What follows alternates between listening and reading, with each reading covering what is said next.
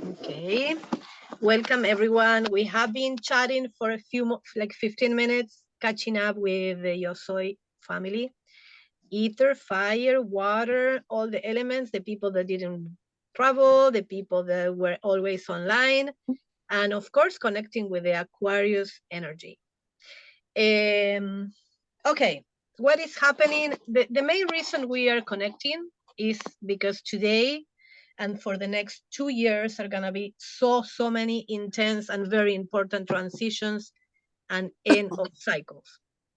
And that's the main thing, because the end of each cycle, it brings a lot of mixed energies. We are connecting with the energy of the past time or the past sign, in this case like 2000 years of the Pisces going to Aquarius, or with the Pluto energy coming from Capricorn to Aquarius, but both transition into Aquarius. So many of the astrologers call this the entering of the Aquarius era for that reason, and also because it's entering with the sun. The sun, they were both in 29 degree. The sun moved to Aquarius a few hours ago, and in 6 hours, 5 hours, Pluto is gonna conjunct again in Aquarius. So, as many of you have readings with me, you guys know that I always like to talk about the axis and the energies integrate. The energy of the axis of Aquarius is Leo. And I was gonna bring this because I think Matthias is a perfect example for the Leo energy. Is the creativity, is the innocence, is the fun, is the playfulness, is artistic because he does so many things, and he does it perfect. Of course, as a Leo, as a shine, he can sing, he can heal, he can do ceremonies, he can be cool in a in the 3D world.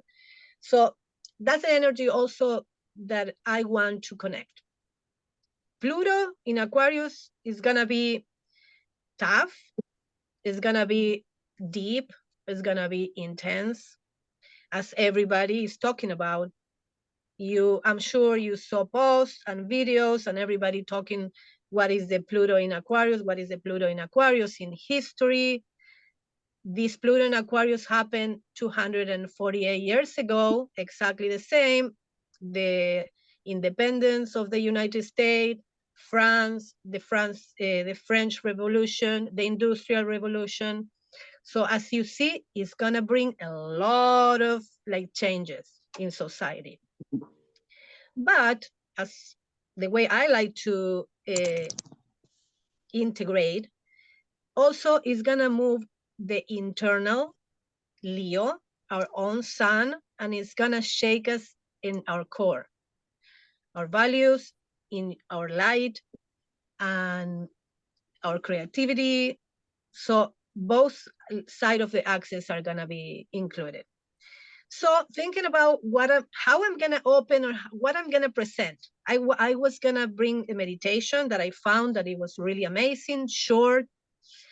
And then, as everybody know that I work with kids for 20 years, I decided to share a song because it's related to Pluto in Aquarius. It's related when you see the song, you're gonna have feelings. It's gonna touch something inside of you, and that's what I wanted.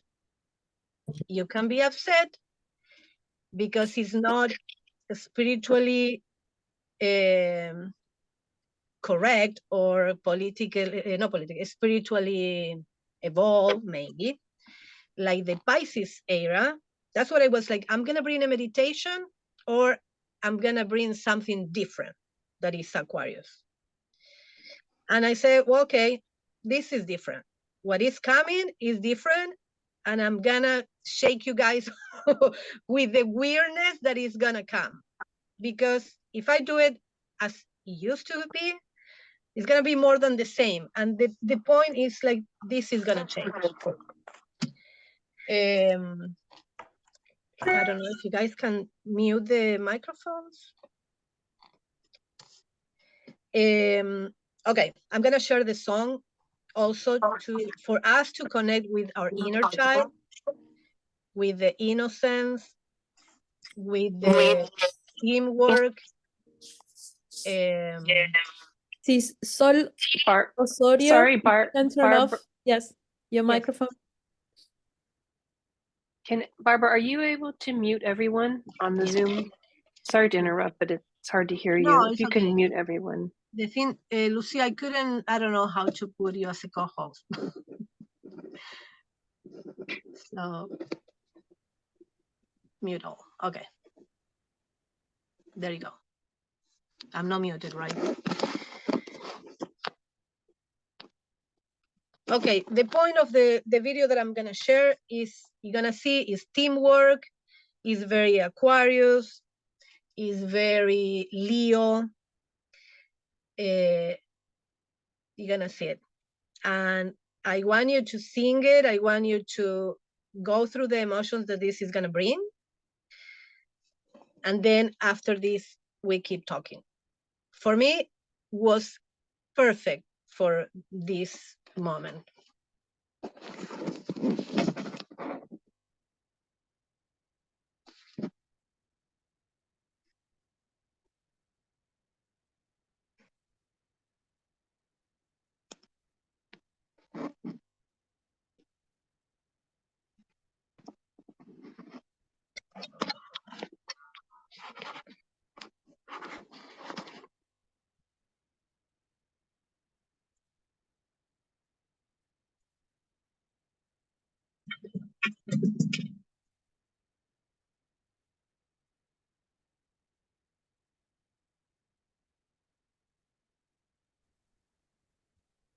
Should there be audio? I don't hear anything. Can't hear you, Barbara. Maybe you share the link in the chat and everybody listen at the same time. Yeah. Barbara. Barbara? Yes. Can't hear you, Barbara. No? No, can't hear it. Can hear you, but can't hear the The video. Oh, I try, and it. Maybe you share the YouTube link in the chat. I don't know how to do it. Copy and paste. Copy the link. Or we can all go to YouTube and we can put "We are going on a rock ship" kid sound. Yeah. Make it easier. Yeah, okay. If you guys gonna do that. Sorry.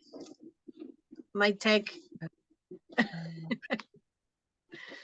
Well, let's just see. We're going on a rock ship.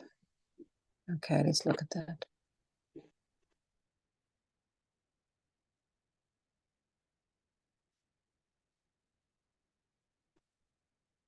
Maybe because I muted.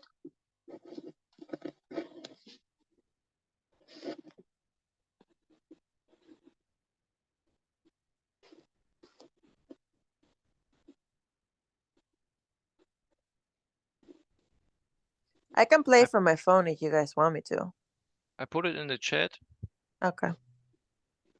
And make a countdown, and then everybody can sing along.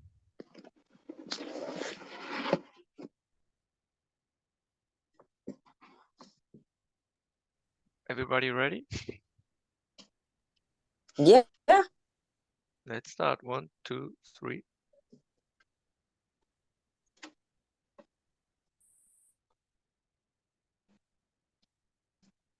I don't know, it's not. Maybe because I muted.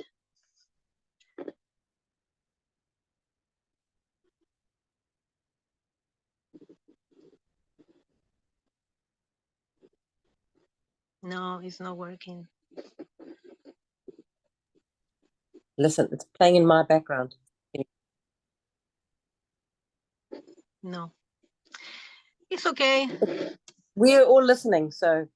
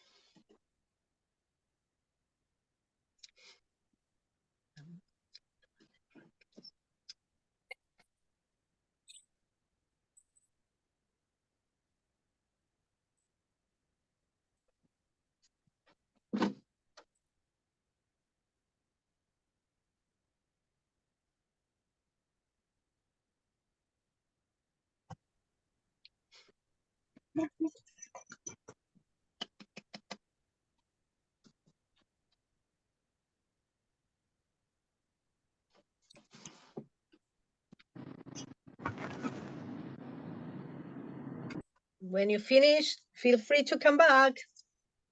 Don't go to the moon.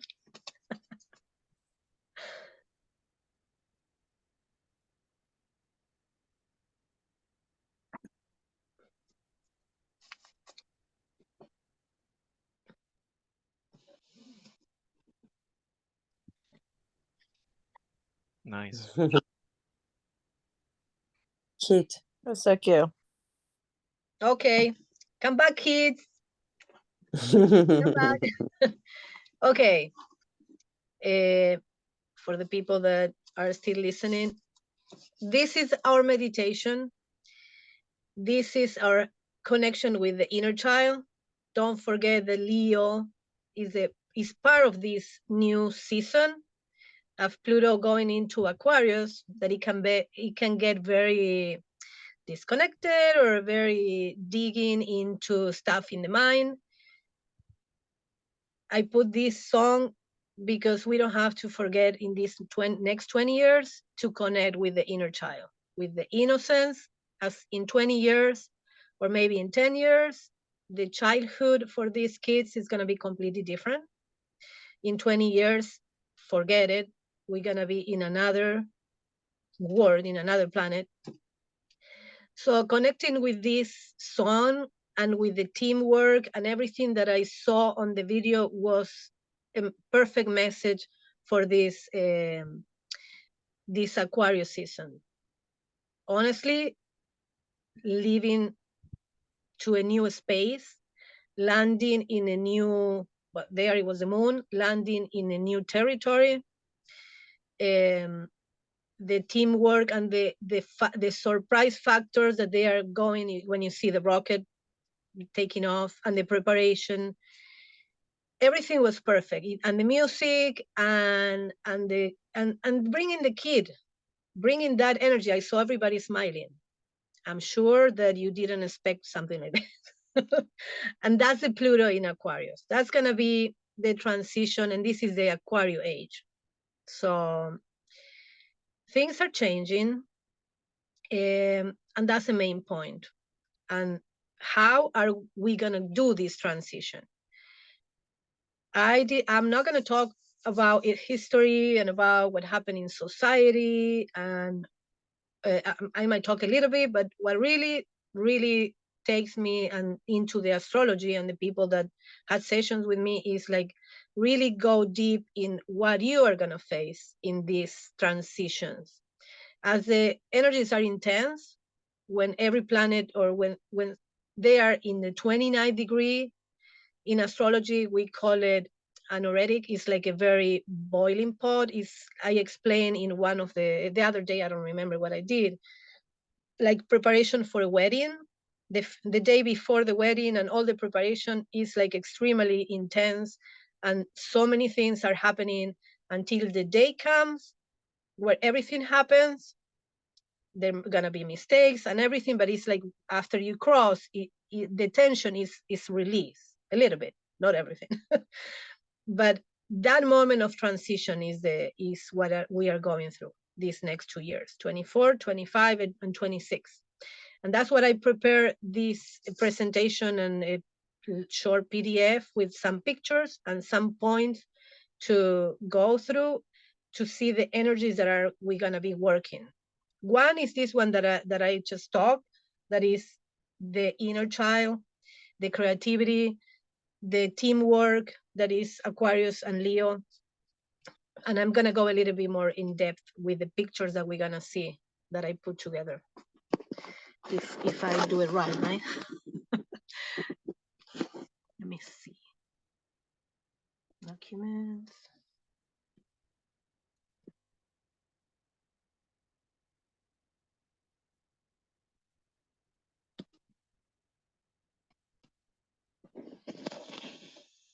There we go. Okay. Let me prepare. This is all the cycles. Can you guys hear me? I think everybody. Yes, Yeah. perfect. Can hear you. Can hear you. Okay, these are all the ending cycles that we are going through, and it's a lot, and important things that are going to happen this year, the next year, and the following year. The 20 years of the age of Pisces, everybody knows we are transitioning. This 150, something like that, 160 years transition. It's not that it's in one day like we did today with Capricorn Pisces, Capricorn Aquarius. This, as you see, is a 2000 years process, is way longer. So the transition we are in is from the big transition is from Pisces to Aquarius. And that is bringing, again, the energy that we just talked, the Aquarius innovation, the Aquarius futuristic, the Aquarius community, and all what Aquarius is. Then the next one is the one that we are going through right now, is the 20 years of Pluto finishing Capricorn and moving to Aquarius today. So that's another transition. Another transition that is going to be in 2026, but because these are the very slow planets, Neptune, Uranus, Jupiter kind of, and Pluto, the process is very slow, so they move very slow. Neptune in Pisces has been there since 2011. So we are at the end of the 14 years of Neptune in Pisces. And also, if you remember what happened since 2011 in the spiritual realm and 2012 with the Mayan calendar, so it's bringing all that. It's been a very active spiritual Piscean energy these last 14 years, and it's ending in 2026. The other thing that is happening that we're going to see in your chart at the end is Jupiter conjunct Uranus in April. That happened also every 14 years. So again, it's something unique. And not only is something unique, it's something very big. Uranus is the ruler of Aquarius. So another Aquarian energy conjunct with Jupiter, that is the one that expand and make it bigger, mean in Taurus, in the earth. It's a big impact or transition of change of the Aquarian or to the Aquarian energy. And so many things are going to happen, and we're going to talk about a little bit later. One of the transits exactly like this one, Jupiter-Uranus, was, so you can see how big they are. It was exact conjunction in 1969 in July 20, when the moon supposedly went to the moon and landed in the moon. That's how big the impact can be in the society. So this is happening in April. So we have another thing that is happening that is very unique. Then we have in 2025, 7 years finishing Uranus in Taurus. Is going to Gemini. Another air. Aquarius is an air sign. It's going to be a lot of mind, a lot of thought process, a lot of creativity, communication, commerce. Is going to be, of course, learning and teaching and internet, of course, like this. This is nothing. We're gonna be sitting in a virtual platform maybe in the next 10 years, the YOSOY. Who knows? Such a big changes are coming that we don't even can grasp. Okay, another shorter transit that is finishing in 2026 is Saturn in Pisces that we talked, I think we did with Ami a little bit of the Saturn in Pisces last year, I think. And it's also, again, the structure and the limit is in the Pisces energy, putting more structure or more boundaries in our inner world. Then in 2025, we have the changes of the nodes. Right now, they are in Aries and Libra relationship, they are going back because they move backwards. Again, the energy of Pisces Virgo. The energy of Pisces Virgo is the one that we are living after 2000 years of the Pisces age. So that energy is gonna come and do that. This is my opinion. That nodes in those and that access is gonna bring again like the end of the dissolution of that, or the leaving behind the Pisces Virgo era, the closure. I feel it's gonna be the closure. Then we have Jupiter in this year changing from Uranus to Gemini, another air. Then we have the North Node we're gonna see in your chart with Chiron, that Chiron is the wound. The North Node in Aries is the I am, and the Chiron is the wound that we all have. So in the chart, we all have an area that is wounded, or is like the wound that we come to work on that and to learn and to heal and to use it as a tool to help others. So that is going to be very important for the collective in February 18th. So it's like next month, it's coming pretty soon. So we check in where is in your chart, because it's a very important area that is going to be on check. If you have some planets there, what's going on in that regard of your personal wound. And then we have the eclipses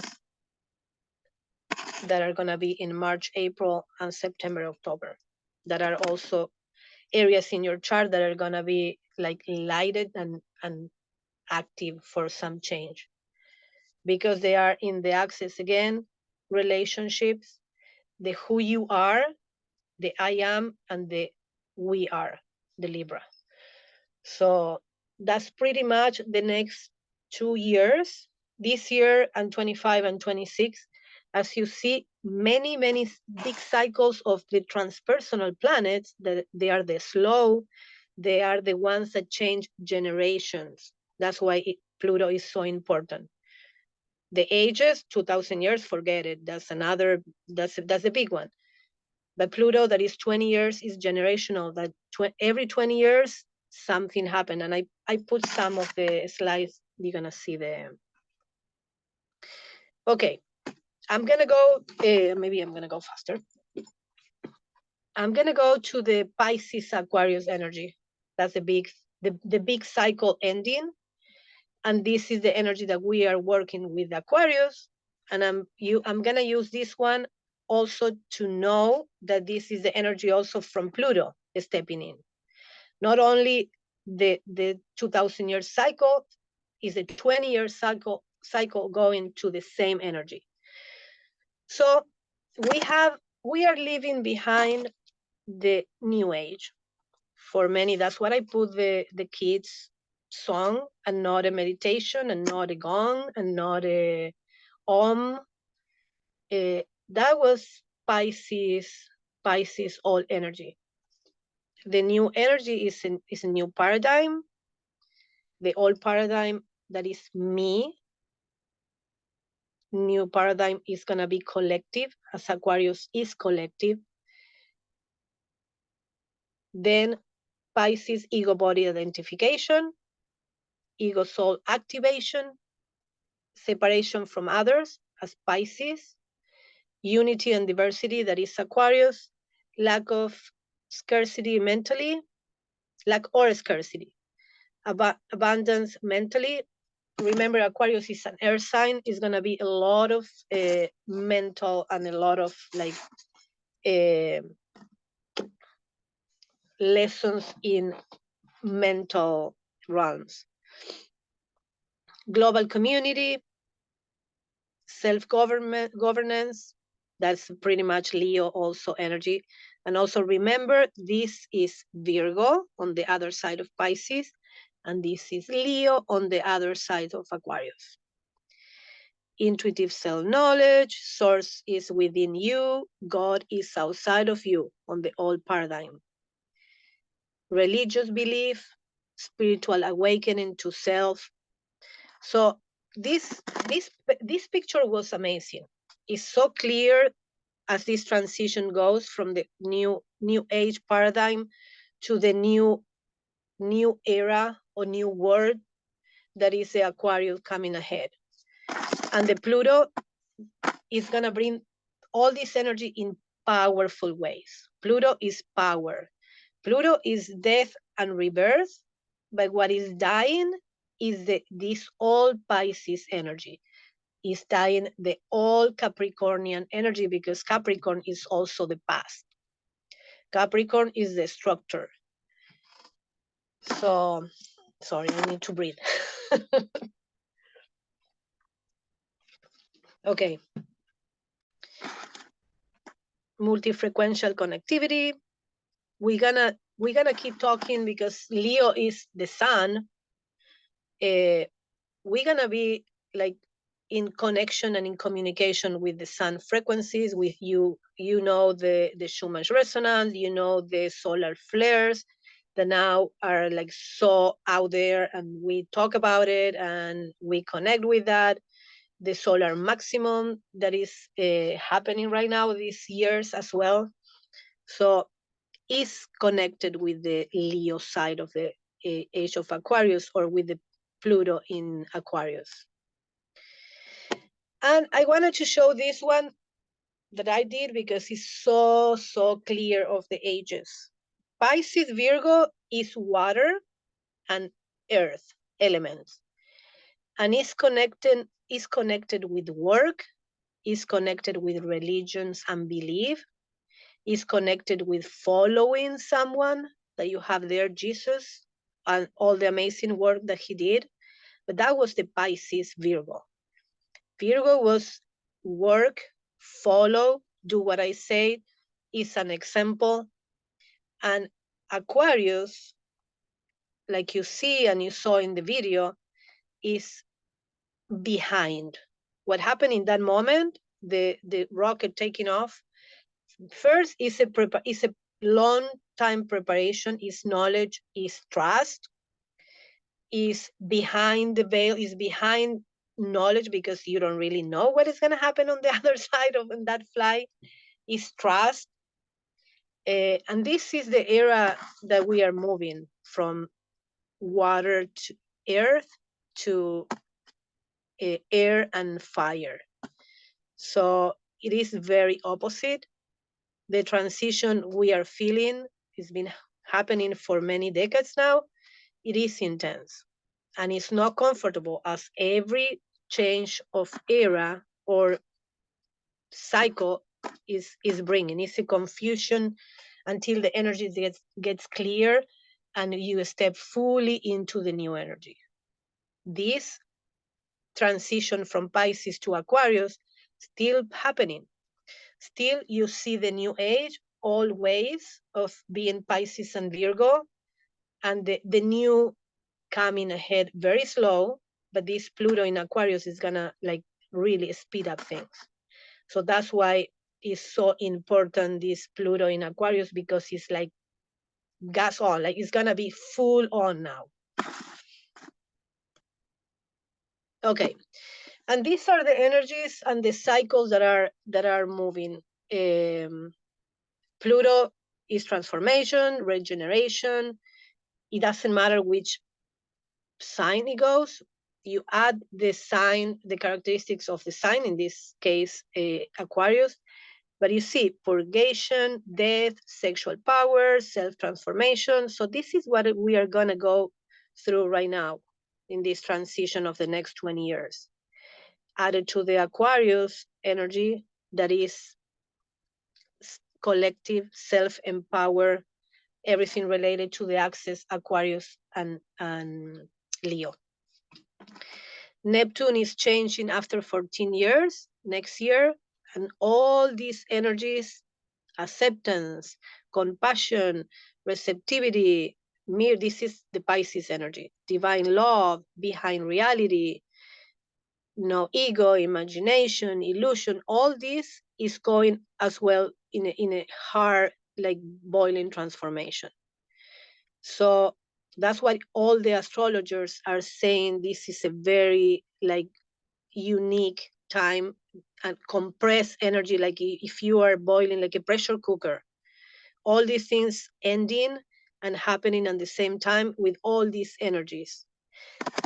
Everything in astrology happen all the time. You know, you have your Neptune every year, you have Uranus moving every year, but the coincidence that all this is happening, the closure of big cycles at the same time, is not casual, it's not coincidence. It's honestly going through the new season of the new chapter of humanity. Call it ascension, call it 5 dimension, call it new earth. It's a lot that we heard on social media. But from the astrology side, this is really what is happening with all the planets and all the cycles ending. And then you have the conjunction of Jupiter and Uranus that is also every 14 years. So you put together discovery with success and with leadership. You put those energies of Jupiter and Uranus together and you make that connection, even the same in your chart, where Jupiter and Uranus connect in your chart in April 20, that area is going to go through big line inside in inventions, originality, sudden awareness, genius. Is going to go through expansion, growth, good luck. So that's what we're going to see where is in your chart that that point that is so important. Okay, and now talking about Pluto. Pluto, that is why they call it generation, because to go around, it takes 248 years. So stay around 20 years, more or less in each sign. It goes around and it comes back to the same place, like it's happening in the United States right now, that is called the Pluto return. Pluto 29 degrees Capricorn is in the chart of the United States and it's happening right now. So like some people know, the Chiron return, the Saturn return, every time we go back to the original energy, a change, stepping up is happening. So this country is going through the Pluto return and big changes are going to happen to this country as well. On top of all this that we are talking about as a social and as a personal, the United States, and I think France too, going through the Pluto return. So these are the generations that after I did this and I saw the descriptions of each generation, I don't know if I agree much, because I don't know if the Gen Z are brave, rebellious, and social. They seem they are not, but maybe they are. But this is the characteristics of each generation as a sign. Like we see in Libra, that is my generation, and we were born with Pluto in Libra, is the Gen X and the early millennials. We are based in the I am and the other one, in Libra, in relationships. We deal with a lot of things about relationship. Our Pluto is in Libra, so the relationships are keys. For Scorpio, the millennials, the transition of sexuality and identity that they had with all these new genetic things, and they change sex and they change identity and they change and they have all the because now they are in the 20s, 30s, I don't know how old, 40s. You know, they have all this sex revolution. Then the Sag, the Gen Z, they were the lucky ones. Still was a really good time of travel. You know, Sag, a lot of knowledge, a lot of innovations and new things. They were able to travel everywhere. So that was a really good generation. And now the generation, the last one, the new babies are the ones are gonna be In my opinion, this generation and the babies that are going to be born now with the Pluto in Aquarius are going to be the ones doing the Aquarius fully energy work in 20 years. They're going to be 40 and the new babies are going to be 20. So the world is going to belong to them. And this is going to be the generation that is really going to act and put the change that we still don't see. In 20 years, as a acceleration the air and fire is going to bring, remember that is Aquarius and Leo is a mix of fire and air. This is going to be fast. So in 20 years, 40 years, these kids are going to be in a completely different planet. Here, more energy of the two axes that we just talked. Leo is the heart, creativity, and this is like mostly Matthias. Inner child, keen, dramatic, self-centered, courageous, and mixed with the Aquarius mind, inventive, shocking, revolutionary. So Pluto is gonna be really touching and purging and digging in all this energy, all the Aquarius and all the Leo. Even if Pluto is entering Aquarius, don't forget that the other side is also in opposition and it's going to be moved and it's going to be triggered and it's going to be touched. So our ego, our creativity, our own heart, the value that we give to others and the value that we give to ourselves. So the axis is one of the most important, I think, and having Pluto here is going to change inside out. It's going to change us like fully.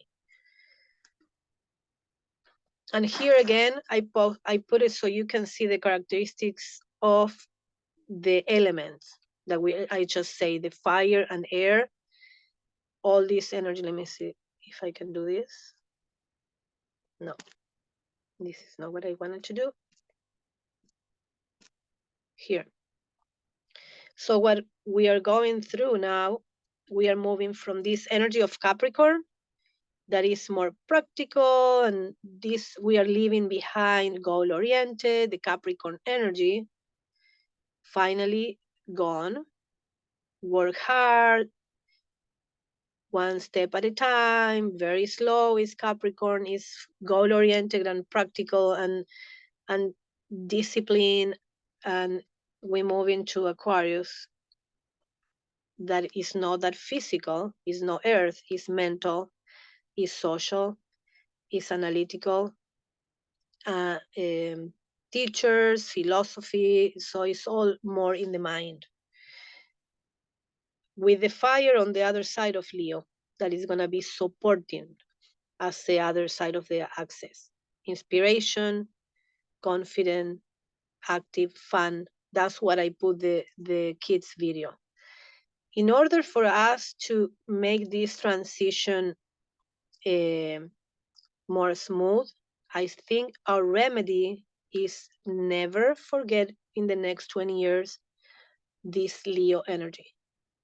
The inner child, the having fun, the sharing, they always look for things that make us vibrate, make us shine, because it's the sun, because it can be intense. It's going to be a lot of mental, how can I say? Our mental and our nervous system that is Aquarius is going to be triggered in many, many ways. So to decompress a little bit, we have to connect with all this, with the inner child. Go find something that make you feel alive and fire, because this earth is gonna be a lot. Jupiter is moving to Gemini. Uranus is already is moving to Gemini, so it's gonna be a lot of earth, and it can be very, very intense. Mental illness is gonna be the one of the top pandemias. and the nervous system, and a lot of exercise and earthing and a lot of fire to make it more smooth.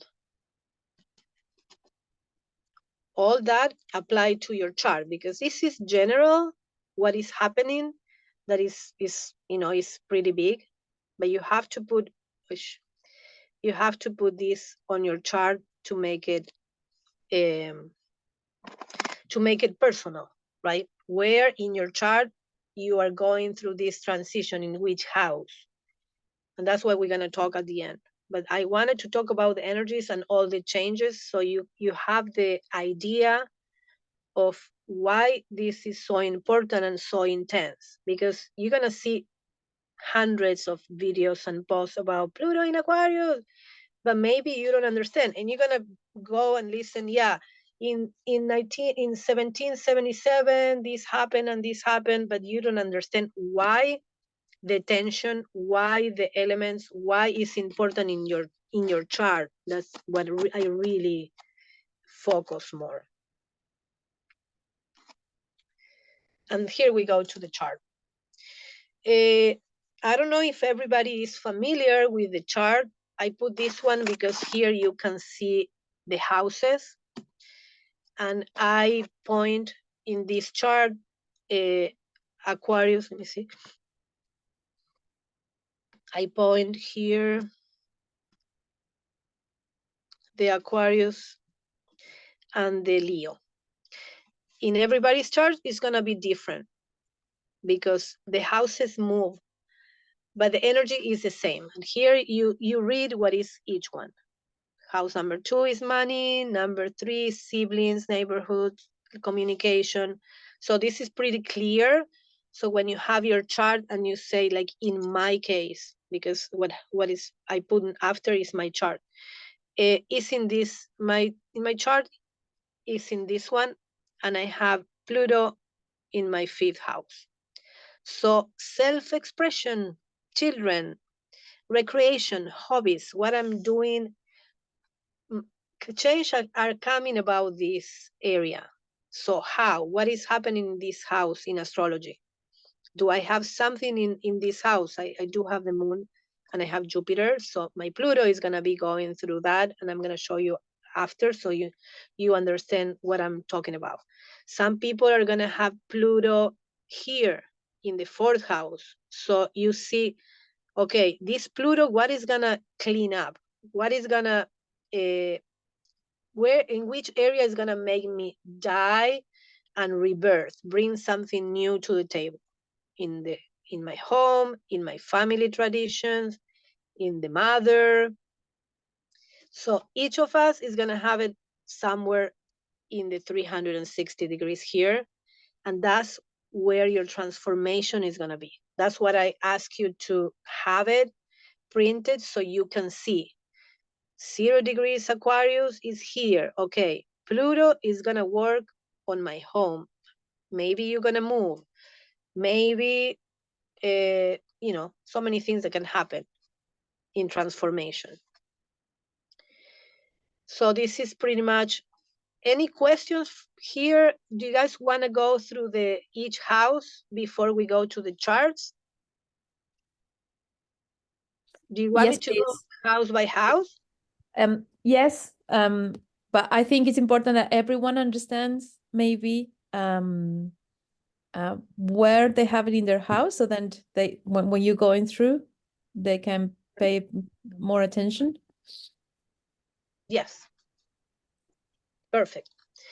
Thank you. No, thank you. I'm loving it. Okay. This is the chart. I'm gonna start with what I always explain about the houses. And when I have a session, I talk about this in each session, is explaining why is this drawing and what is happening, what you see 1, 2, 3, 4, 5, and 12, and what happened in each area, even if is described here what is each one. So I'm gonna try to be short because sometimes can take me an hour. So what happened? House number 12. This is where you are in your mom's womb. Like your body is formed, and you have your body inside your mom.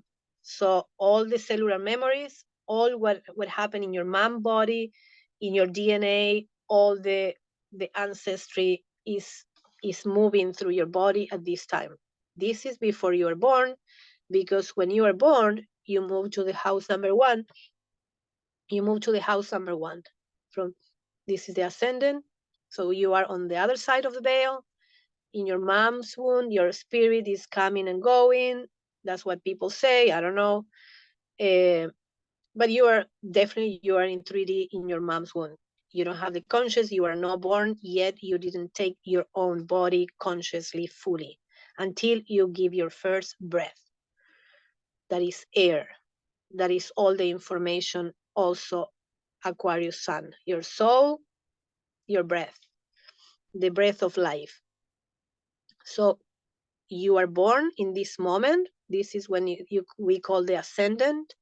This is the moment that you cross from the 12th house to the body. You incarnate. You are in this 3D. This is your body. That's Aries. Is the energy of Aries is your body, is your spark, is your growth, is your breathing, is the energy that make you grow without even no conscious. Your body keeps growing. It's the spark of life.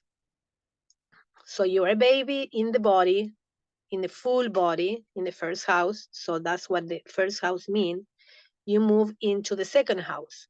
Here you have money, values, blah, but in reality, what it is the 5 cents. Is when the baby start playing with the 5 cents, and that at the end of, during your life becomes what you value.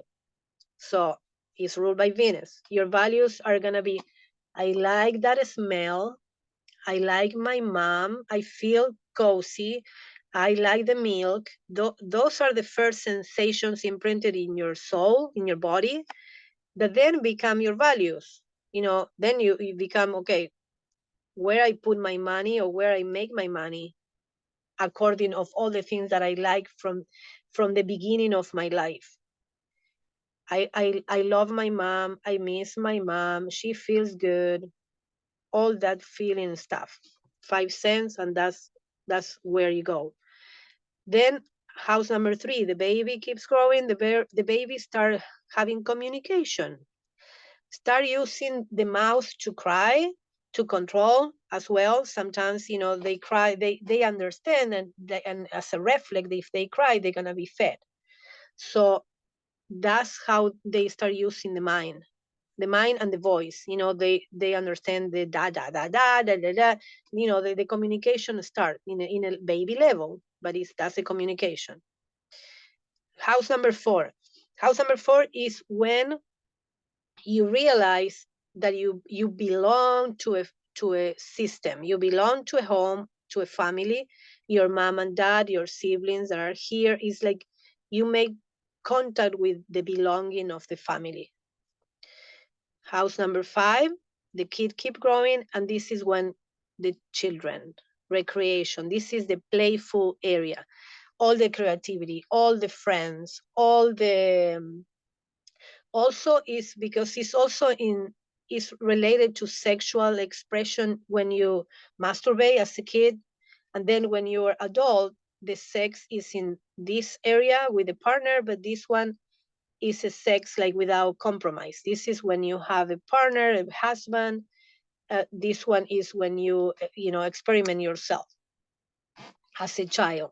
All that is gonna bring you happiness and pleasure. The Leo house is the most, not the most, but it's very social, very open, one of the most fun houses. And that represents Leo, right? Then the next step is when you realize that you have the body. This one is the body itself, is you are, and you live without conscious, is your system doing the life itself. In Virgo, that represents also the body and the health, is when you understand that you have a body, that you have to take care of your body with habits, what you eat, what you exercise. Also see that is health and, let me see what it is, health and diet. Yeah, this is being conscious of your body.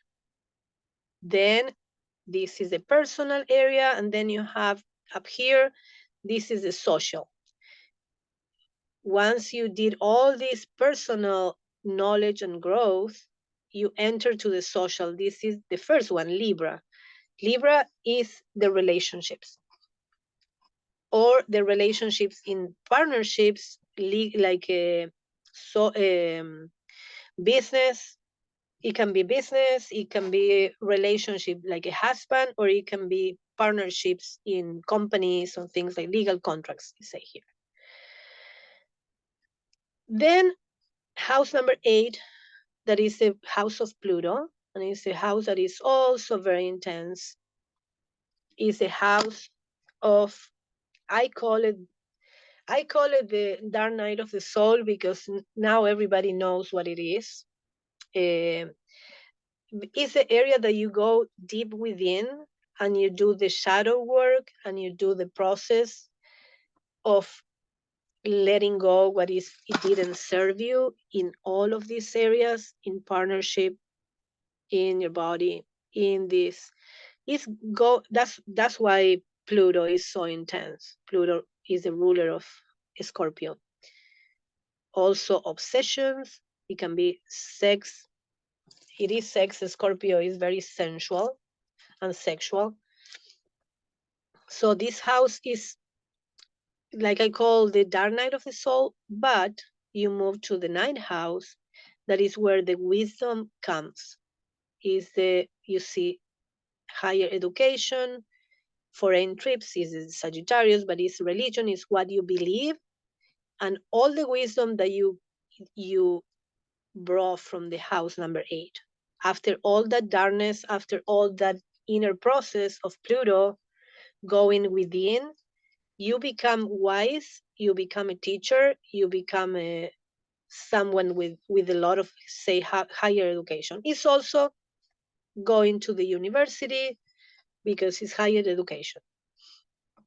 House number 10 is your career, or is what you bring to the world like a gift. If your professional life, like for me, my work is with kids.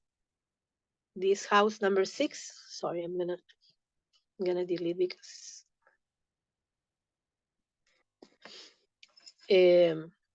house number 6 is work. You get paid for that work.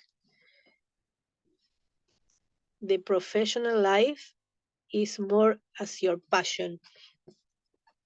This is a work and service, and this is your professional. For me, I work with kids, is my work and my professional passion, and I love it, and I want to give as a gift to the world in the midheaven, is the astrology.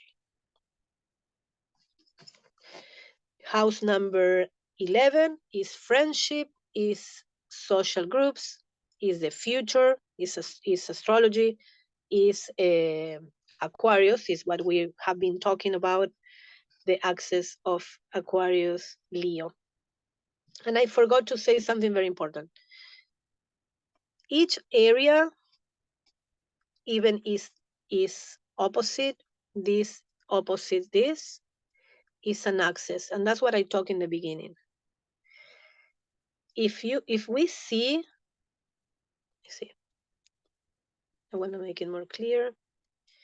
For example, in this, the 2 and the 8 are opposites, but it's the same. It's about money in this case. My money, my value, what I like. The other side is your money, what I have to pay, what inherited, like maybe someone gave me money, I won the lottery, so it's my money, my effort, my values, the outside money. Here, the 3rd and the 9 is another axis. This is local, the neighborhood, and this is, let me see what it say here, foreign trip. This is the exterior. It's like other countries or outside your comfort area or your neighborhood or your house. Is knowledge, is communication. This is communication and learning more basic, like you learn in the high school. And this one is the learning that you do in the university and what you become when you become with more wisdom. So as you see, they are both related. 1 and 7. 1 and 7 is I am, you are, others. Me, others. So this is my belief of what is coming for the future. The Pisces all energy is dualistic, is dual. If you see the fishes, the symbol is one fish go one side, the other one goes the other direction. Is duality. The Aquarius era is gonna work in put everything in balance. And this is what I believe is the ascension and the fifth dimension. When we can align and integrate one side with the other one. We can integrate our inner light with the community. And honestly, I fully believe that the main reason is happening, and the main reason now is the ascension process, and it might take a time, but it's happening, is exactly because of this. This is our light body. This is our inner sun. We are becoming light humanity. Sun. We are the next humanity that's called in Spanish. La humanidad solar, the human solar. How do you say in English? Someone knows exactly how they call it in English? To the new humanity, the new race that is, we're gonna be the solar race. I think it's that. I think it's the solar race. So this is the axis that is for 2,000 years and for 20 years with Pluto. This is the key that we are activating, and this is the key in your chart.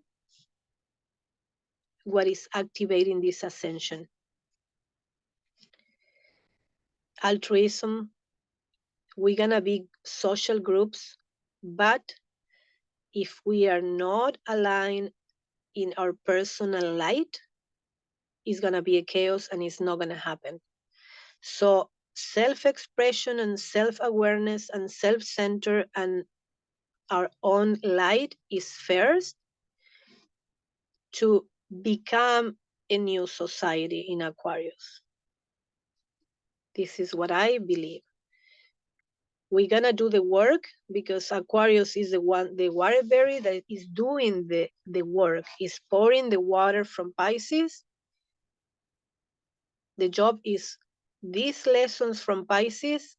Aquarius is gonna put all the wisdom into the humanity. But it's gonna happen first here. And now before the next slide is my chart, and I'm gonna go through the chart and you can go in your own chart.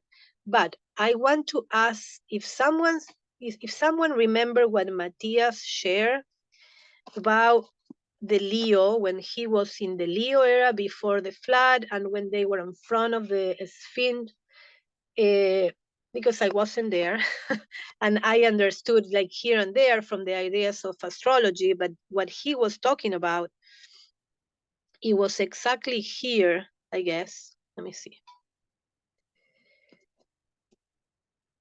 Because that was the transition that we are now mirroring.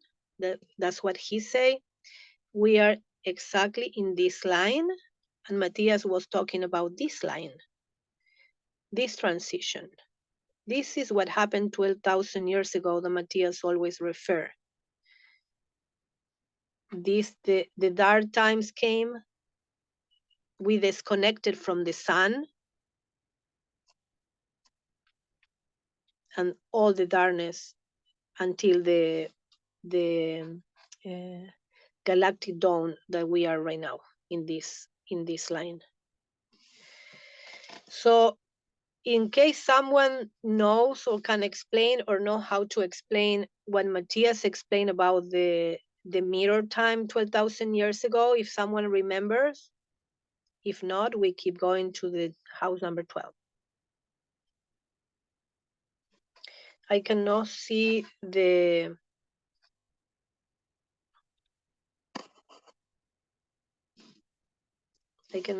people. If someone if someone wants to share, open the microphone and share if you want. No?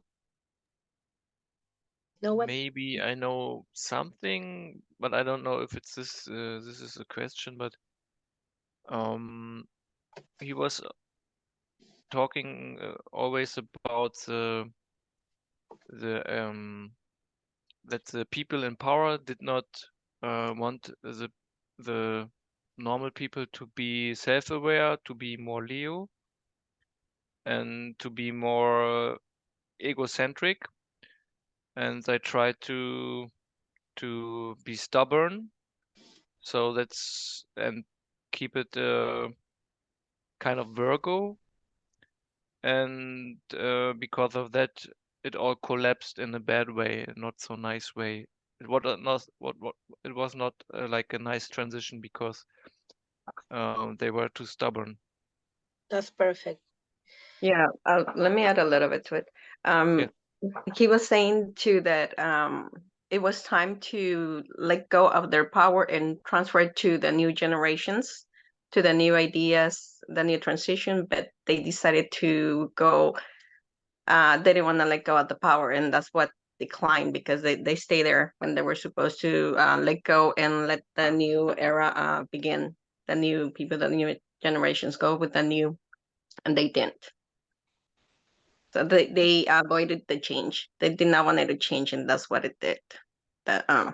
All the downfall. Yeah, perfect. Perfect, aligned with what is happening right now. Because if the Pluto takes power and control the minds of the people or the groups and don't let the sun shine, it might happen the same. So the main thing now, like he say, mirroring the era, is like the YOSOY, is really work on first who we are as individuals and as a soul, because the sun is your soul essence. So we can all as a community can back up that Plutonian transformation, because it can be overpressed. It can go to the other side, like it went 12,000 years ago.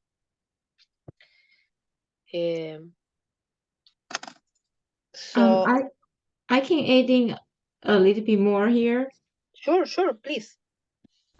So what he said is 12,000 years ago, when they try to decide to shut down the network, and they are asking why and when we disconnect this network, when they are reconnected.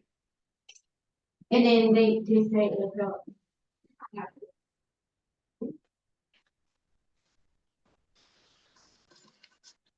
Yeah, that's great that you brought the network and the grid that Matthias talked about and activated, because that's the technology. Thank you for saying that specific word. They disconnect the technology or the grid, and the time that Matthias came and we all are in this era with working together, is to reactivate that grid. And that grid, it is like you see here, the connection is a Wi-Fi, is where all our tools from Aquarius are coming. Telepathy, I don't know if teletransportation, but maybe in 20 years, who knows? It's like is a reconnection of the grid. Like you just say, they didn't let them, they disconnected. So yes. So the main thing with the Pluto thing is power and control. Again, the same thing that happened 12,000 years ago. This time we have to revert We have to be more wise and more grounded and more compassionate and more altruistic. That if it's not together, we're not going to make it together, but from the sun within. Not we have to move up to the next step, like not being envious. You know, the values, the core values are gonna have to be put in test. This is what I believe, like they did 12,000 years ago. We're gonna be tested. We're gonna be upgraded in the next 20 years or 5 years or who knows. But these transitions, like it was before, it is happening and it's very important and is already here, it's already active. So that's why for me it's important the personal chart and the personal journey, because the more we are grounded in our own soul and power, we're going to be able to commit as a group and as a society to help each other, to understand each other. No more competition. We're going to have to support in a different way, more authentic, and use all the tools from Pisces, that is service, behind the scenes, is like all the altruistic love. So that's gonna be a big change and a big challenge for all of us. And if you have in these areas like personal planets, then I'm gonna go to the next one. That is my chart. If you have in any of these areas your personal planets that is affecting, it's gonna be the area, it's gonna be the clue for you to know where to focus, to work on your own, the I am, to become a better society and a better friend or a better group or a better YOSOY or a better being.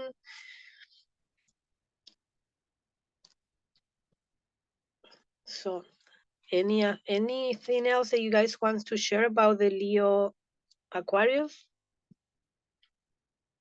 or ask? If not, I'm gonna go to the next one.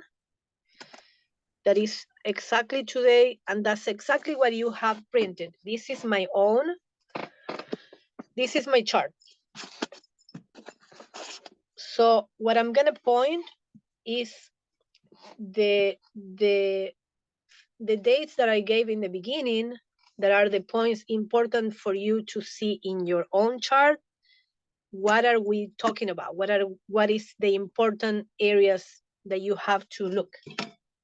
And then we can talk about it. For example, let me see.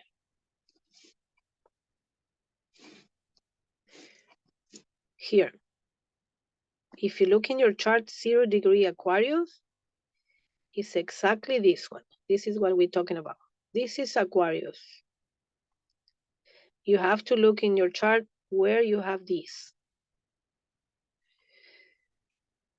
And you have to look, like in my case, I have the moon and Jupiter. So what does that mean? This transformation that is coming, it will affect my emotions and it will affect my beliefs. And I need to know, of course, what is the moon and Jupiter means. Also, that is more general, is you have to see in which house it is. So you go and find your Pluto sun in the chart, and then you find the house. So you know that that change and that purge and that transformation is going to be in one specific area. in my area is creativity, finding happiness or finding fun, leaving behind the Capricorn structure, information and all that more rigid energy. So this part of the 5th house is going to be more active, is going to be more mentally active.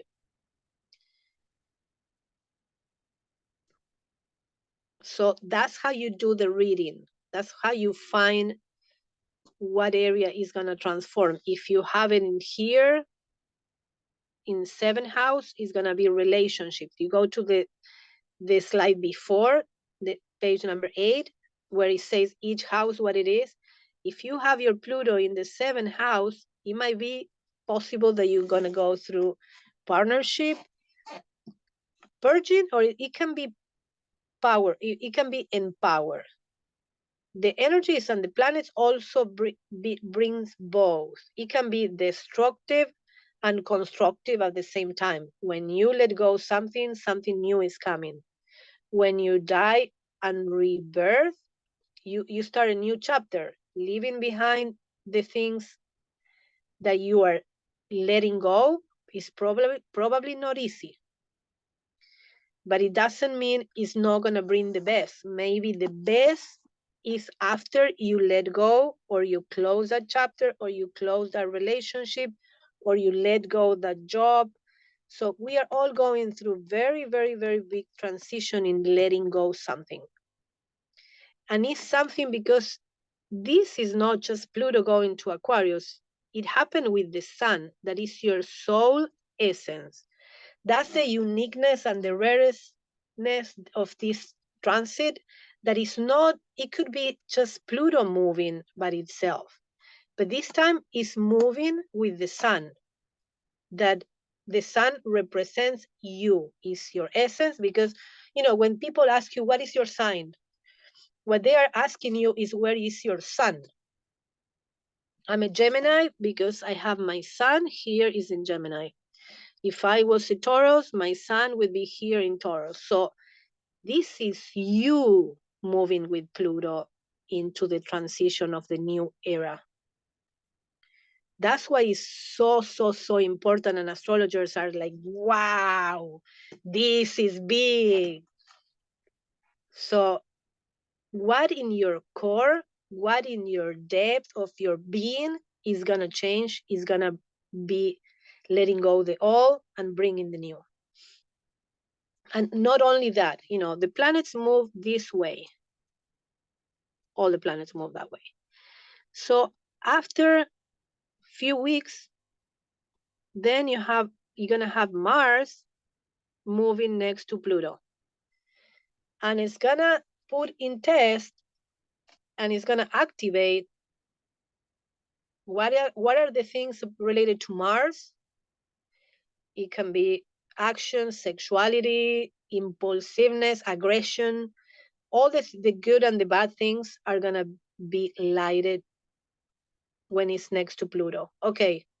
It's like Pluto is sitting there because move really slow, is sitting, having appointments and having interviews. Okay, Pluto met this morning, and is meeting later today. So because they move very slow, like, okay, who you really are, what you really want, is your soul talking with Pluto.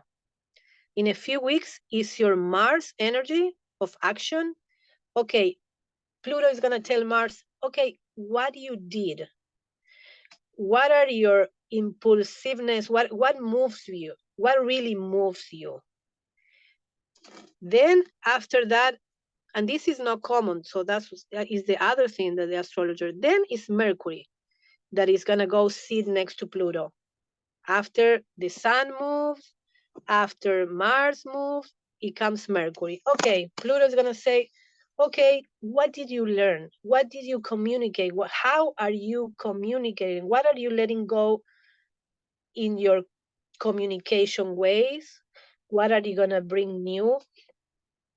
Like Aquarius energy, like mine. Mercury is the is a mind, is communication, is the ruler of Gemini and Virgo, and it's pure mind. So it's gonna meet with Pluto in Aquarius, that is gonna be like a bright mind, like a universal mind, and it's gonna say, okay, now what? What are we gonna say to the world? What are we gonna invent? It's gonna be creativity. It's gonna be a lot of new thought process. Is thinking, Mercury. And after that, it comes the last appointment the Pluto is gonna have, and that's Venus, is your values. So Pluto is meeting with your sun, that is your essence core of your soul, is meeting with your activity, your spark of what you really want and what you really are gonna do or don't do. Is meeting with Mercury, asking you the new ways of communication or what you're thinking, how are you thinking, and then it's gonna sit at last and make a revision. Is gonna make a check on your values and how you spend money and how you care about others. All the values, materials are emotionals, everything that Venus rules. Is gonna be also your beauty. How do you feel about yourself? How are you criticizing? Are you self-destroying you? You know, your self-critic. Do you love yourself? Do you take care of yourself? So Pluto is having the best time ever. And if you see behind this is nothing. Lilith is coming later, but in few years. But if you see, nothing is coming. Pluto is having the meetings of our own life. So it's not just the Pluto is into Aquarius. That's why the astrologers are like flipping. The change is personal. These are all these three, and of course the sun, are personal planets. So the transformation is personal. The transformation is gonna be to your core, and it's gonna put the finger in the wound, and it's gonna really stir and open and see and purge what is in there. So it is really important, as you see, as you can tell. And you check what else do you have in the chart of your house where Pluto is sitting, waiting for all the appointments. Here, because this is the area that is gonna be transformed. You're gonna have all these things checked, but the area in transformation is this one. And in my case, right, this is my first house, that's where I have Pluto. But as I say, it's also gonna be the axis, because Pluto is making an opposition of the other side.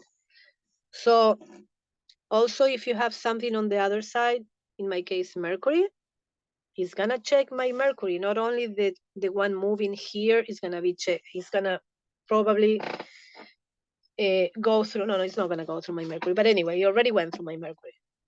The 11th house, friendships, is the house, the 5th house, and the 11th house in my case. If I have to tell you that in the last 5 years, when Pluto went through only this half, this part, opposing my friendship area, a lot of friendships were purged and were gone, and new ones came with more values, with more alignment. But it did a cleansing in my opposition, in my opposed house. It's not only gonna work in the house that is going through, is the axis. It's gonna move you completely to find the balance, because that's the point. That's the point. So that only related to Pluto.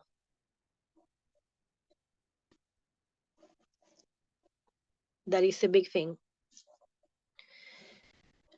So The next thing in February, I don't know if I'm going to talk about all because it's going to be very, very long, but I'm going to point the big ones.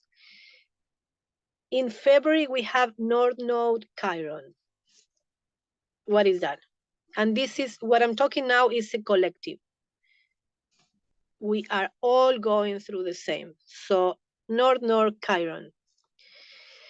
North Node, as some people know, is the destiny, what we came to learn as a society, as a world.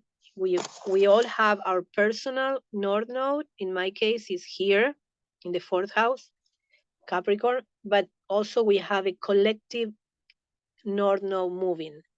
Right now it's in Aries, Libra, relationships. That's why so many things are happening in relationships and in who we are.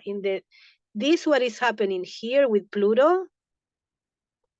These appointments are perfectly aligned with this question mark that is your wound, the wounded healer, Chiron, that is the wound that you have since you were born, is your tender area. It's like that area in your life where Chiron is always wounded. It's like you work on that, you try to give it a try, you try this way, you try the other way, now you try different with a different person, with a different job, but it seems like always is something you are working on.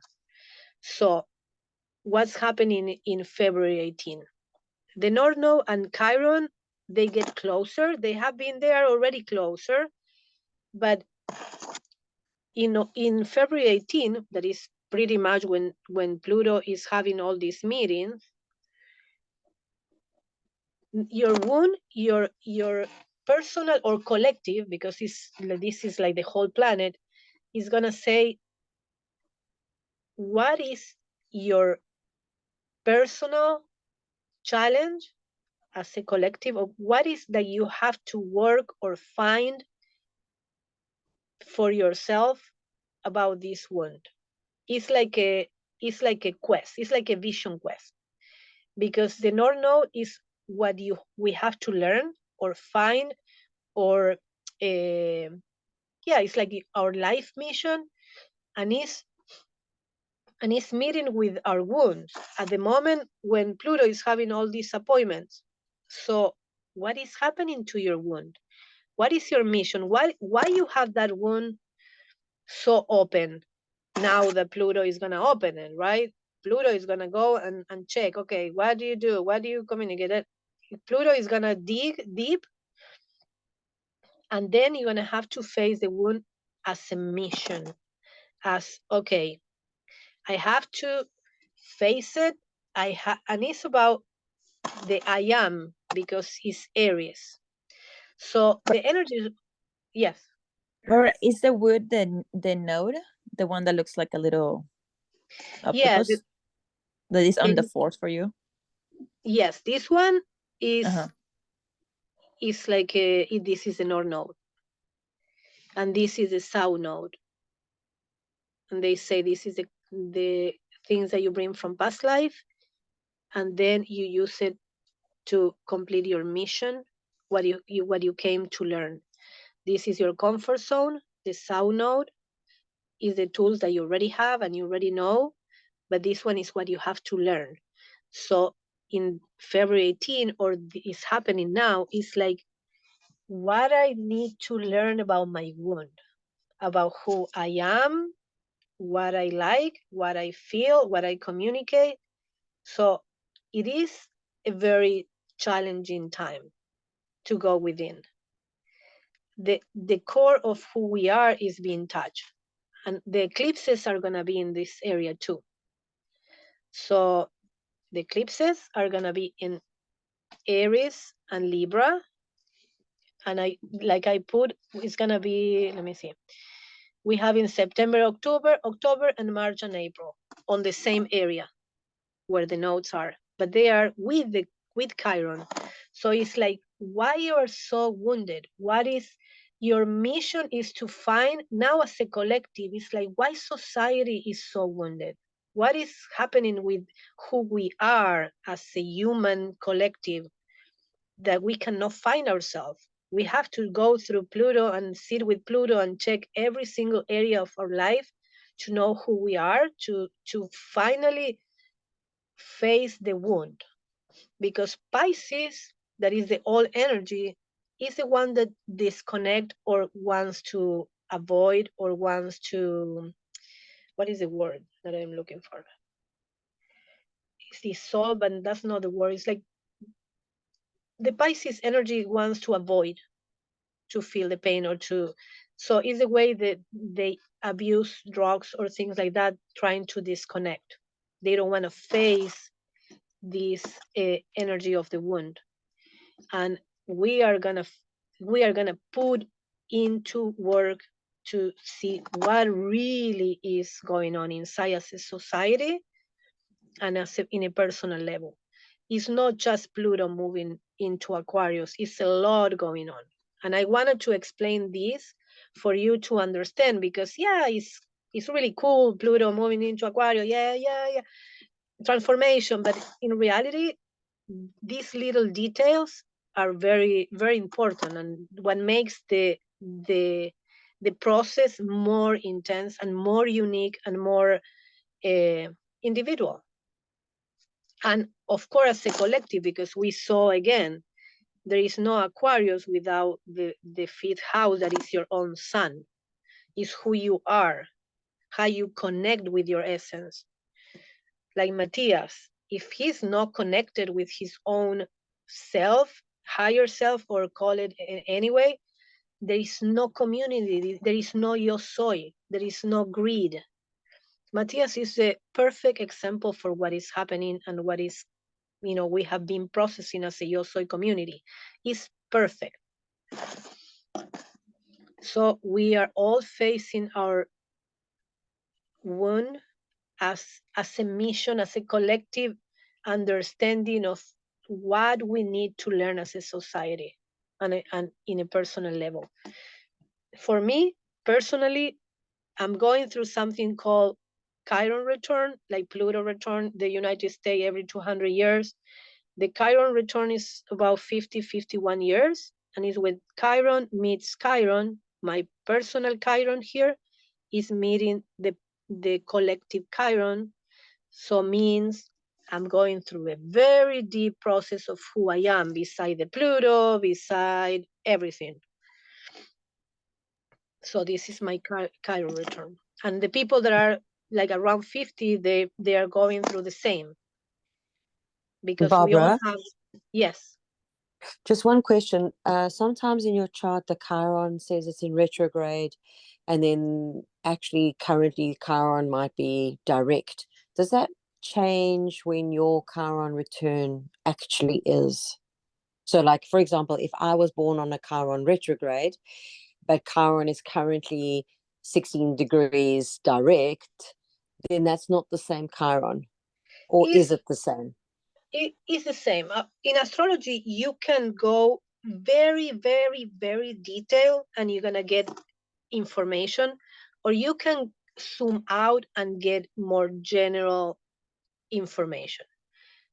So if you go and see if it's different Chiron direct and Chiron retrograde, yes, it is. But it's Chiron. It's like you have a wound, retrograde or not, you have a wound there. It's like, yes, go deeper in each aspect, the Pluto return, the Chiron retrograde, sorry, the Pluto when it's retrograde, the Mars when it's retrograde, it change, but in general, is the same. When you do the general reading, the energy is Chiron with Chiron.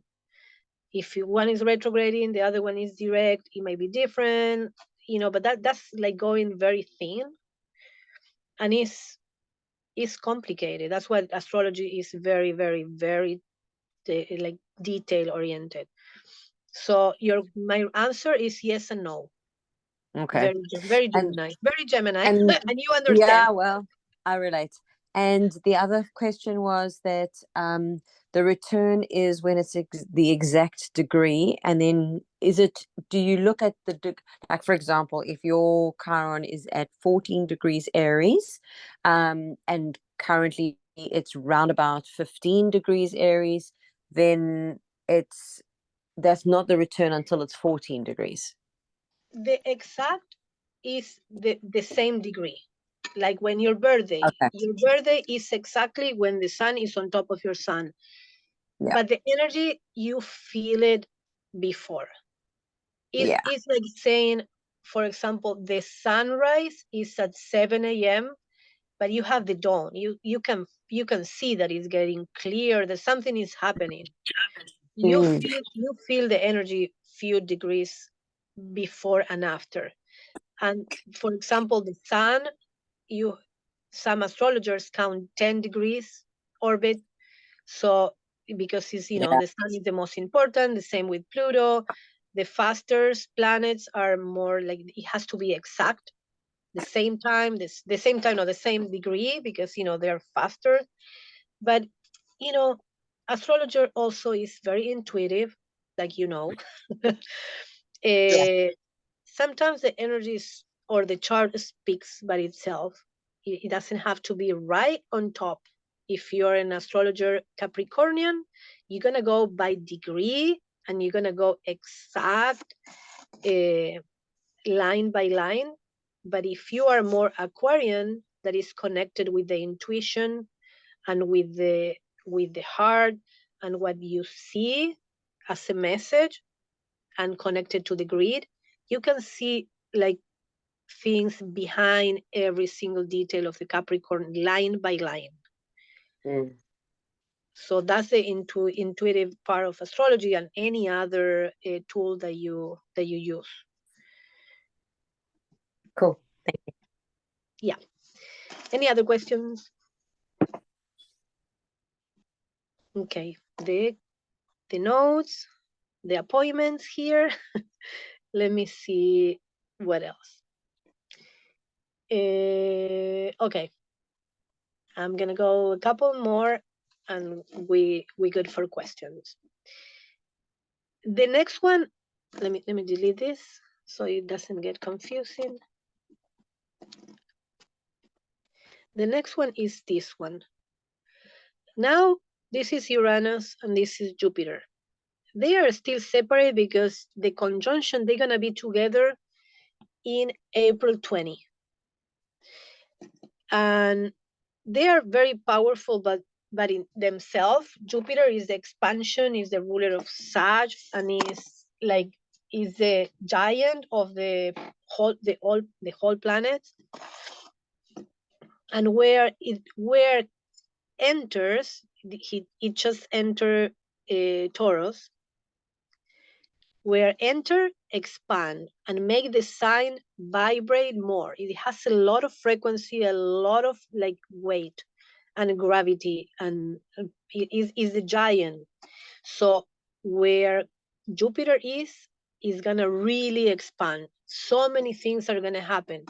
It's on Taurus, meaning it's on the weather, it's in agriculture, it's in values, talking about personal stuff, because remember, we are talking about the house number 2. That's Taurus. So all the senses, all that is going to expand, and it's also Earth. Taurus is the Earth.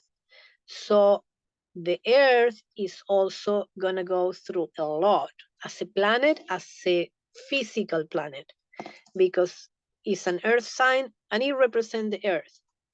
So what happened in April when it meets Uranus? Uranus is the ruler of Aquarius. So again, Aquarius on the picture.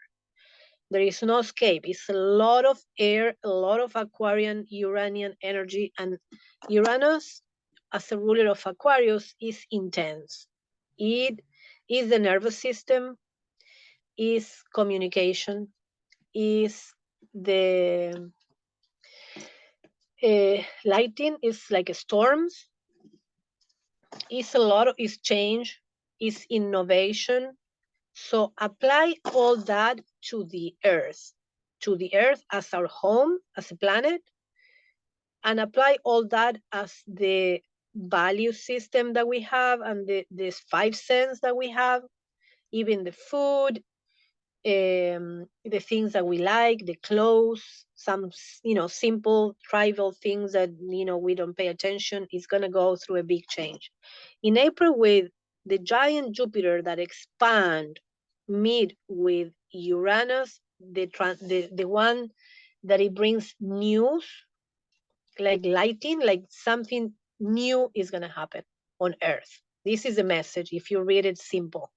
Like something big and new and different and weird and innovative. And what else I can use? Help me, astrologers. Maya, I saw you that you are here. Help with some Uranus characteristics. Here. No, you tell everything. Yeah.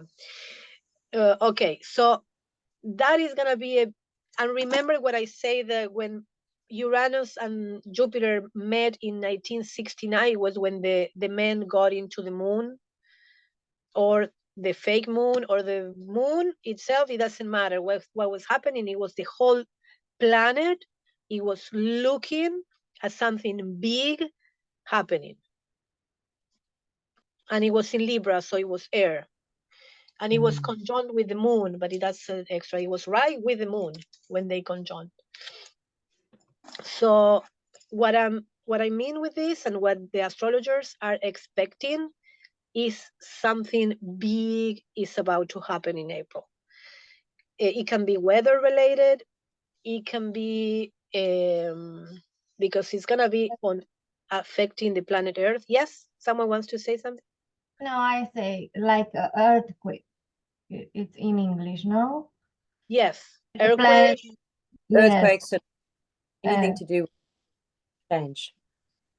Yes, because the big energy and gravity of Jupiter with the lightning change of Uranus, and also if you put together everything that we just say about Pluto meeting all the planets, and about Chiron meeting the wound and who we are as a society, our priorities.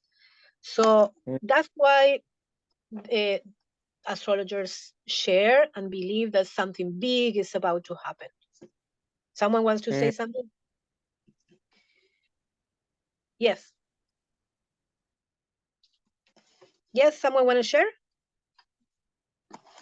No? And the solar eclipse is happening on April 8th, right?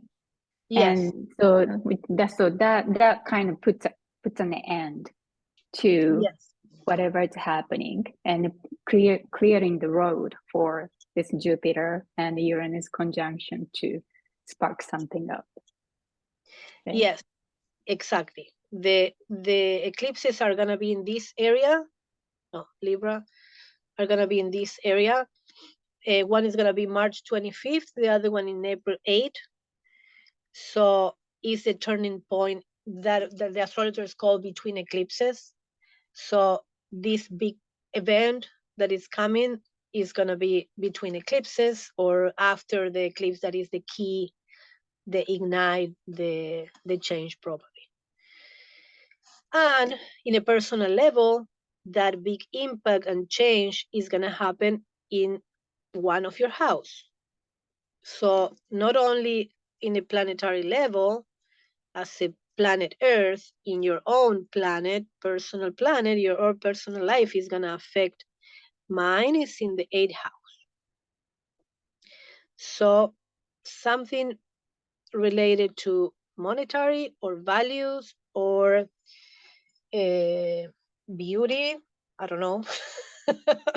Something big is happening. What I think it is, and mostly everybody knows that I'm going through this eviction process with the house that I have been for 14 years. So they didn't want to pay me the relocation. So I think it might be, I hope so, that my Jupiter Uranus in the house of other people's money, and money that I will receive, is gonna be as a chaotic thing that is moving after 14 years, that is shaking my core and is shaking a lot of Plutonian areas. Is gonna probably bring income or bring an extra money that is gonna make me buy the house in Argentina. But for me, it can be in that, or it might be something different. You know, it can be many, many, many things. But that's what I want to predict to myself in a more positive way, you know. But it's definitely something big and unexpected, as it can be receiving a lot of money from someone, or going through an earthquake and having to move anyway. Who knows? So that's the astrology. You can, sorry, you cannot know for certainty 100%, because it can happen so many things. So you have to look where in your chart is this Jupiter Uranus in April 20. What else? We talk about the So eclipses. if they're in between two houses, so there means two houses are being affected? Because They mine are, are like yeah, between 6 and 7. but they are one side, and the other one is Uranus, and the other one. But now they are separate. As you see, now they are separate because we are in January. In April, they're gonna be in one spot. So now, What degree? Do you know what the degree will be? Or must I just quickly look it up? Because that will change the Taurus degree, and then you'll know which house it is in. yeah, let me see. I don't know. I don't know how to check now which degree is the conjunction. Let me see. It might be Ask the 17. question. Yeah. So whoever asked the question, Will be 21 degrees Taurus. 21. Yeah. 21, Yes. then you'll know which house it will be in for you. Because then you Got go it. and look at degrees in Tauruses, and that will be the house that allocates it. Yeah, Got it's it. gonna be like around there. They're gonna meet right here. 21 degrees. Barbara, can I add something? Sure, of course. So this also reflects back on the last series of eclipses that we had in Taurus and Scorpio over the past, 2 years. And during there was a lot of financial instability. We went inside, we decided, and Taurus rules like what we value, our personal values. So I think this is, I mean, yes, there's earthquakes, there's these things that could happen, but it's also a time of like expansion of our resources, putting, what we've talked about and thought about, like things may have been taken away over the past few years. Now it's time to ground them and expand. So there could be an actual expansion of your own personal economy in a very grounded way. Awesome. Yes. Thank you. That's You're perfect. welcome. Yes, it's like in the astrology, some astrologers know the charts for like 5 years ago, and they can overlap and they can remember where the eclipse was in the same area that is happening now, this conjunction, and make the association. I am not. But yeah, it's like with the astrology, you have so many layers of information, and it's never ending. Like I say, we can be here for 5 more hours and we're not gonna finish. It's like a lot. This, what we are talking, is like nothing in comparison of all the information, all the data that you can get in one chart. Honestly, right? My That's astrologer right. tell us. Yes. Maya, Helena. Yes, because we can Absolutely. make this conjunction in so many ways. So we have a natal chart, we have a city chart, a country chart, on the Yeah. planet chart. So this conjunction can be whatever we look for. If I look in my personal chart, can be something. If I look at my city, can be something else. Mm-hmm. Yep, exactly. Okay, then Jupiter, more in general, Jupiter is gonna move into Gemini. Sorry. Jupiter is going to go into Gemini, bringing expansion and communication. If that is like Aquarius in a big light with Pluto, having Jupiter moving into Gemini is going to go like big in technology, big in intelligence, artificial intelligence. Is going to, if we saw a little bit this year, with these transits going to Aquarius and Gemini, that are two air signs, it's going to explode. It's going to be unbelievable what we're going to see in the next few years. And that's going to be very excited as a Gemini, Aquarian moon and all that. I can wait. It's going to be scary. I cannot even do the old technology. Like, I hope the new one is easier. You might not have to think it might be done for you, Bob. Say it again? What did you say? You might not have to think about it. By that time, you know, AI will have developed to such a point that, you know, you will just ask it and it will do it for you, you see. So I love it. I love it. Just appreciate it and love it, and you don't have to do it. I love that. That would be such a help. I can't wait. Oh my God, someone is calling me.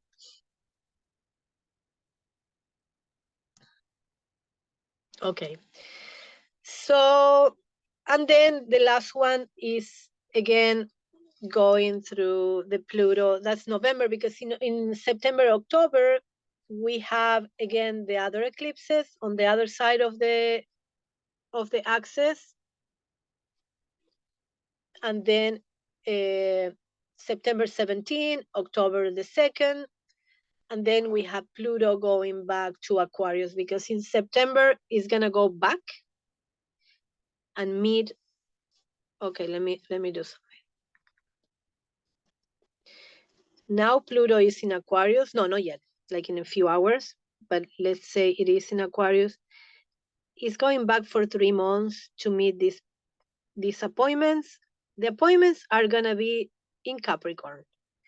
So the Pluto in 29 degree in Capricorn is gonna get very intense.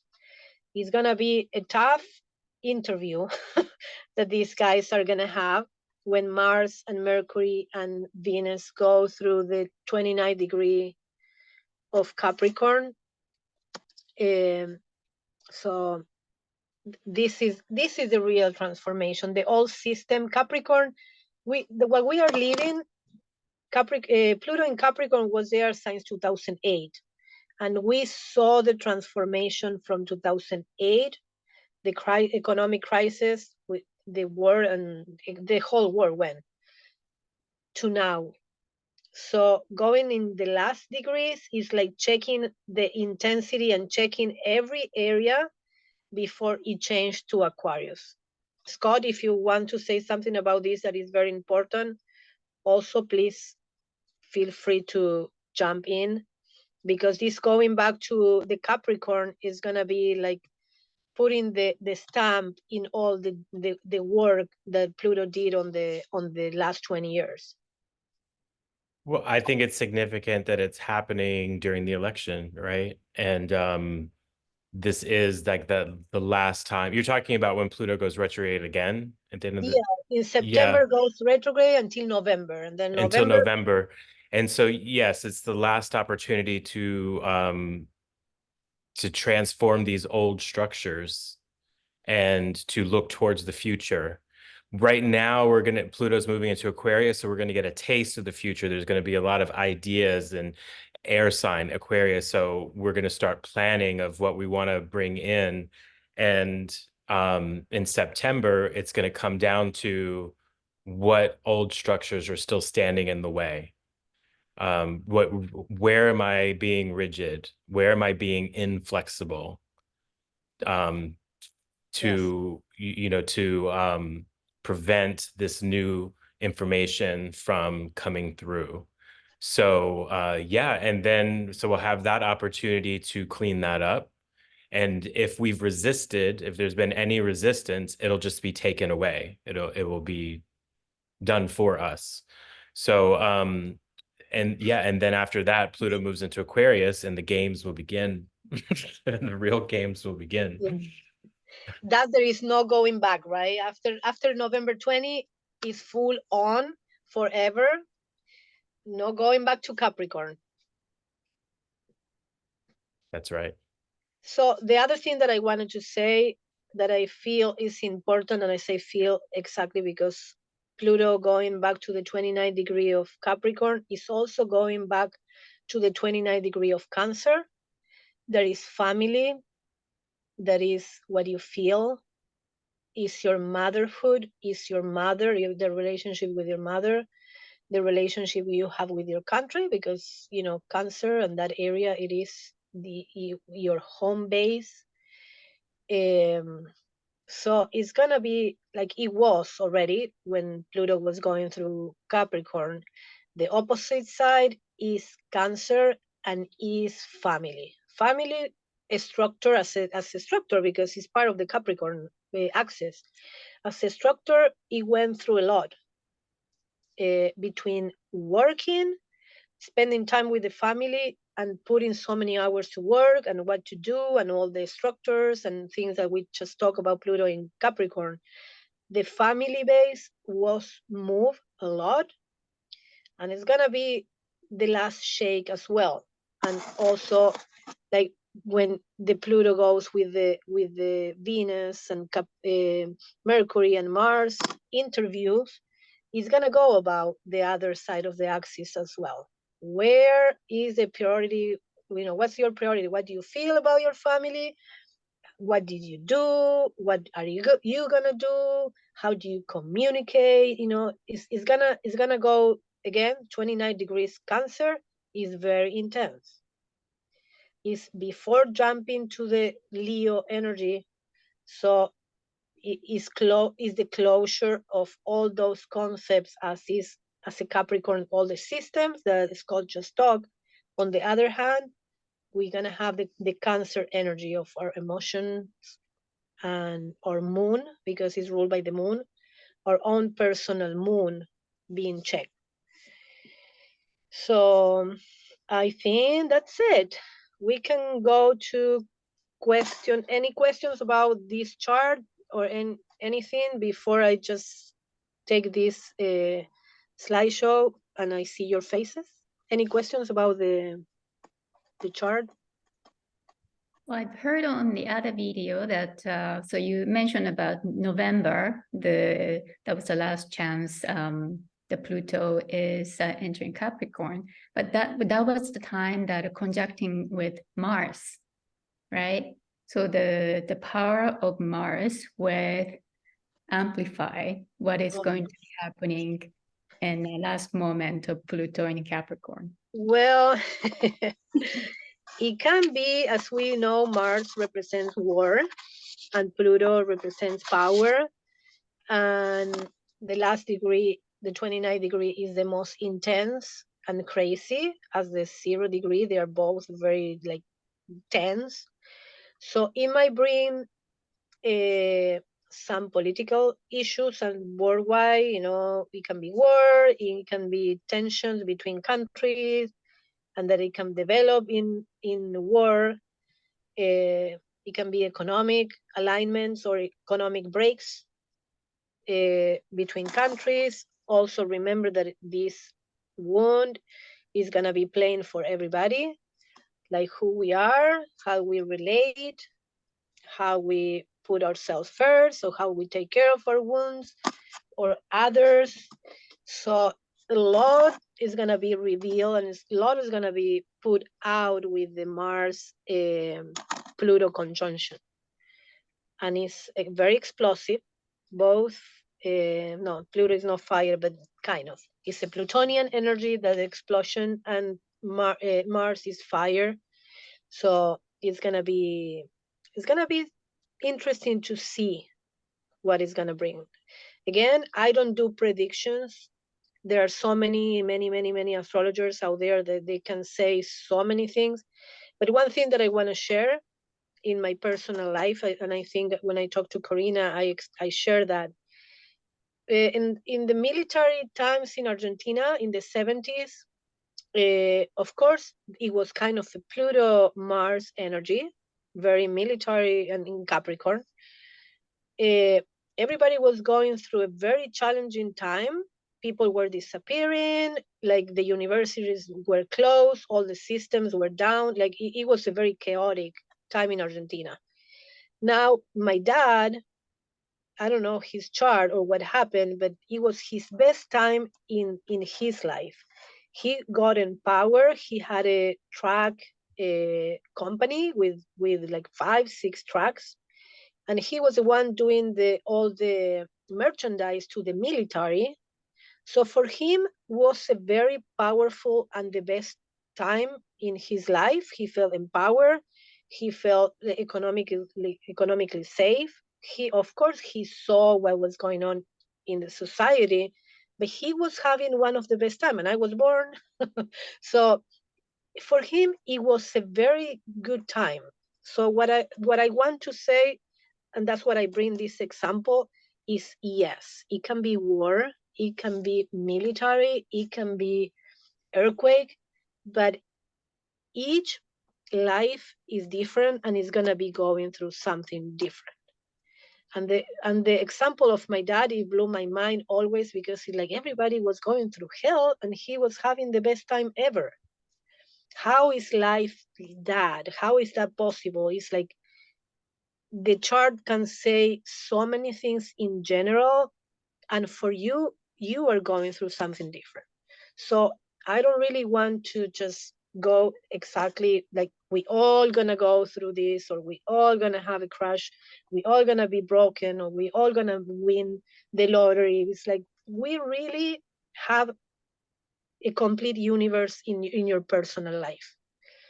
Each person is different, and honestly, we don't know what is for each person. Our journey is like very sacred and very sacred, that these are the collective energies, and the astrology is magical, but it can be so unique for each of us. So that's my last word. Bringing my dad also memories. Any other questions, any other sharing?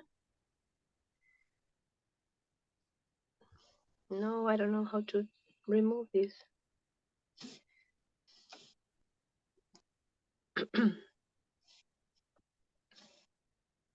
So Barbara, maybe just Yes. a silly question. So I'm new to all of this. Would you say, like now that I having all this knowledge, you know, and the dates, the important dates, do you think it's important to kind of check it every time before like April 18 and all of that, or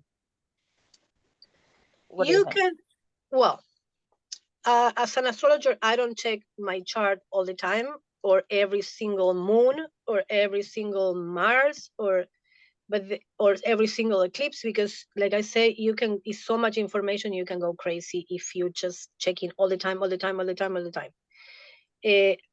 Of course, there are points that are important, and most if you have planets there. Like if you saw my Chiron return, is important because it's touching my Chiron. My natal chart has information already, and if you add the information on top, that is the transits, if there is some connection, I will pay attention. I will check the house at least as a general information, and yeah, have like the Jupiter and Uranus.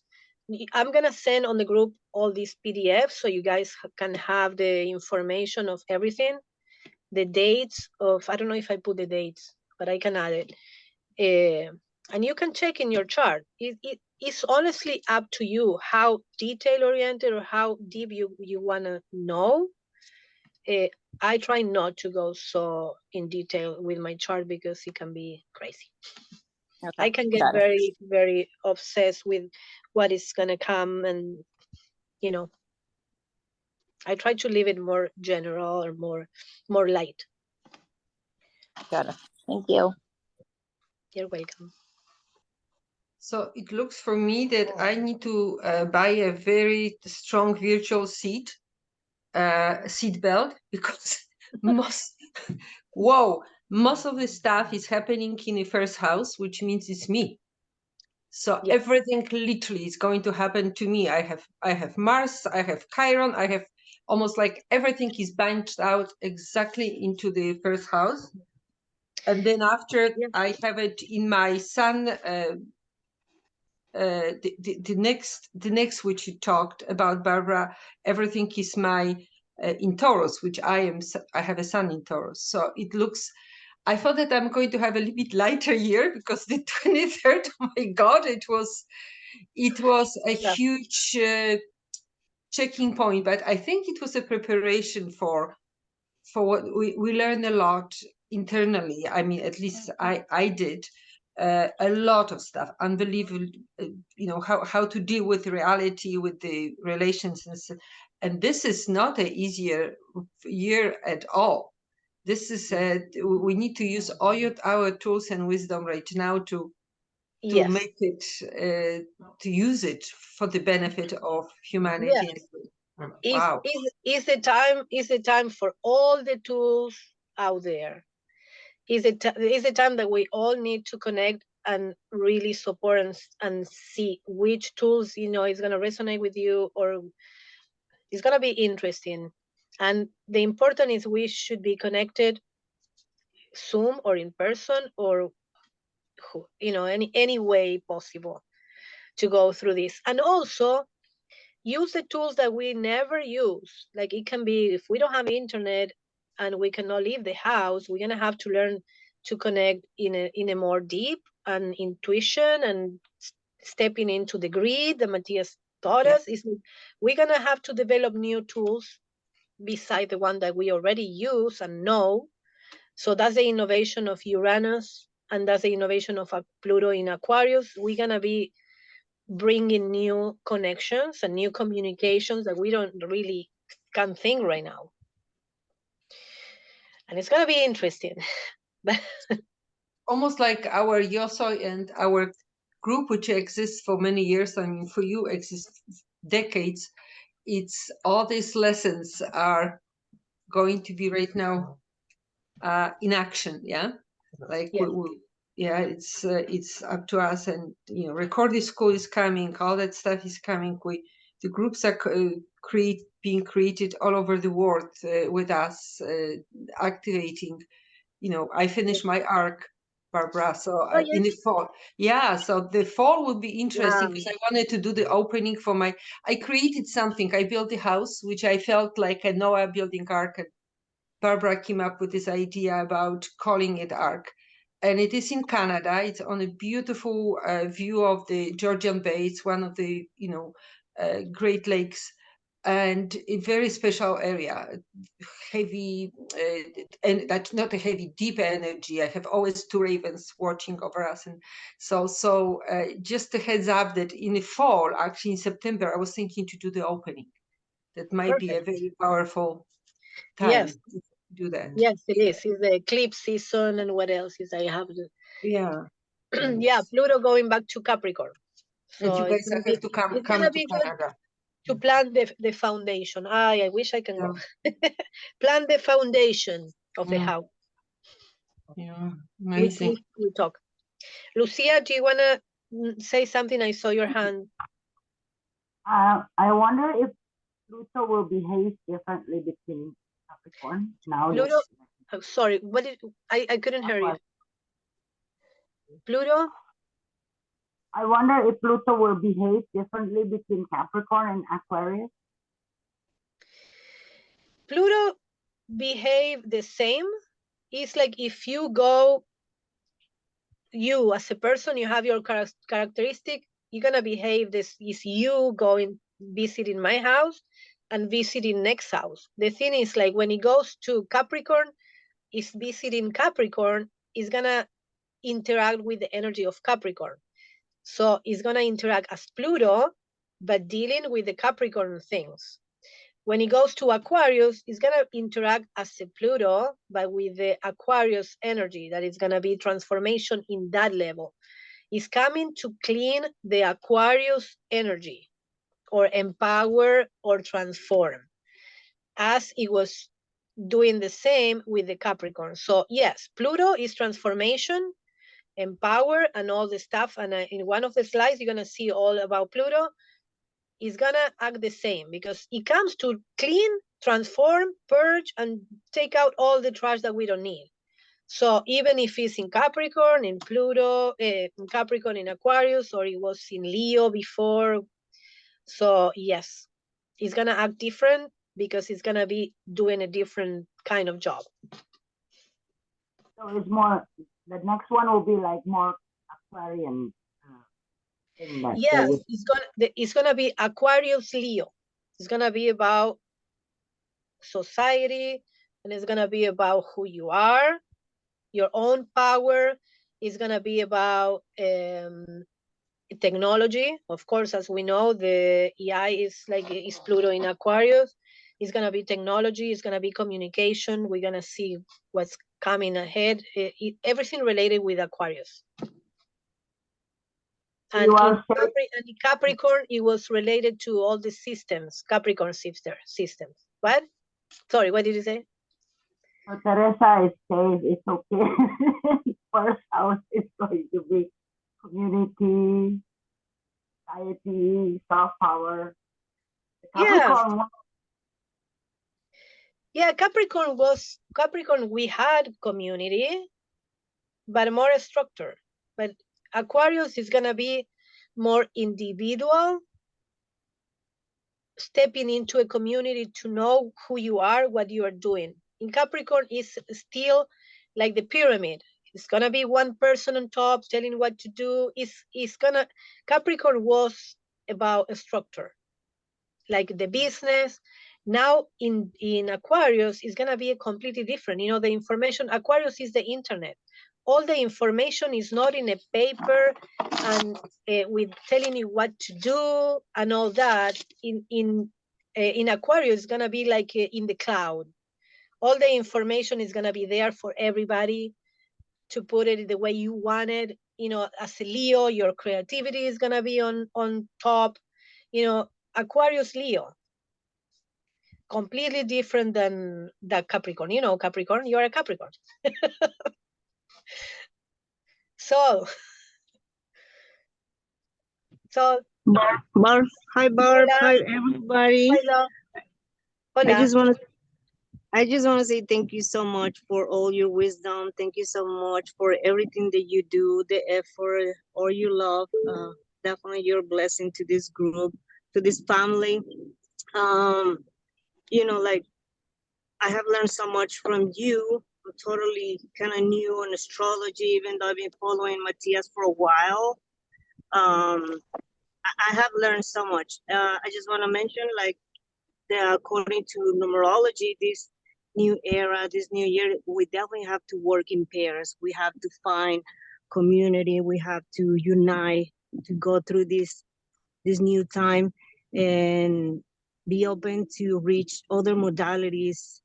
Let's connect with the earth. Let's connect. And I know you have a lot of ideas, Barb, about connecting with the earth, connecting with the mother, connecting with the matrix. We got this. We have the tools. Let's just reach out. Family constellations, numerology, biodecodifications, flower essences, micro frequencies, everything is there for us to use it. So thank you. Yes, thank you, Sol. It's true. There is so many, and I cannot imagine what else is coming. You know, the how they call the med beds that are coming in. You know, the new technologies that they are already, the spooky too, and the technology that they were going around. I think, Teresa, you also went for a session. The frequency thing is like the next 5 years is gonna be completely different. We're gonna be talking about things that we don't even know now. Right. Yeah. There is a very powerful EMF therapy, which it's basically repairing your DNA through light rays. and interesting. It's actually, if you Google, I can put it in a later, can share it with Barbara, and because I don't have it right now, direct access, but I did the sessions. What is interesting about this light energy is basically ray monitors, and you're sitting and you're basically being restructured. So it's a very, very internal therapy.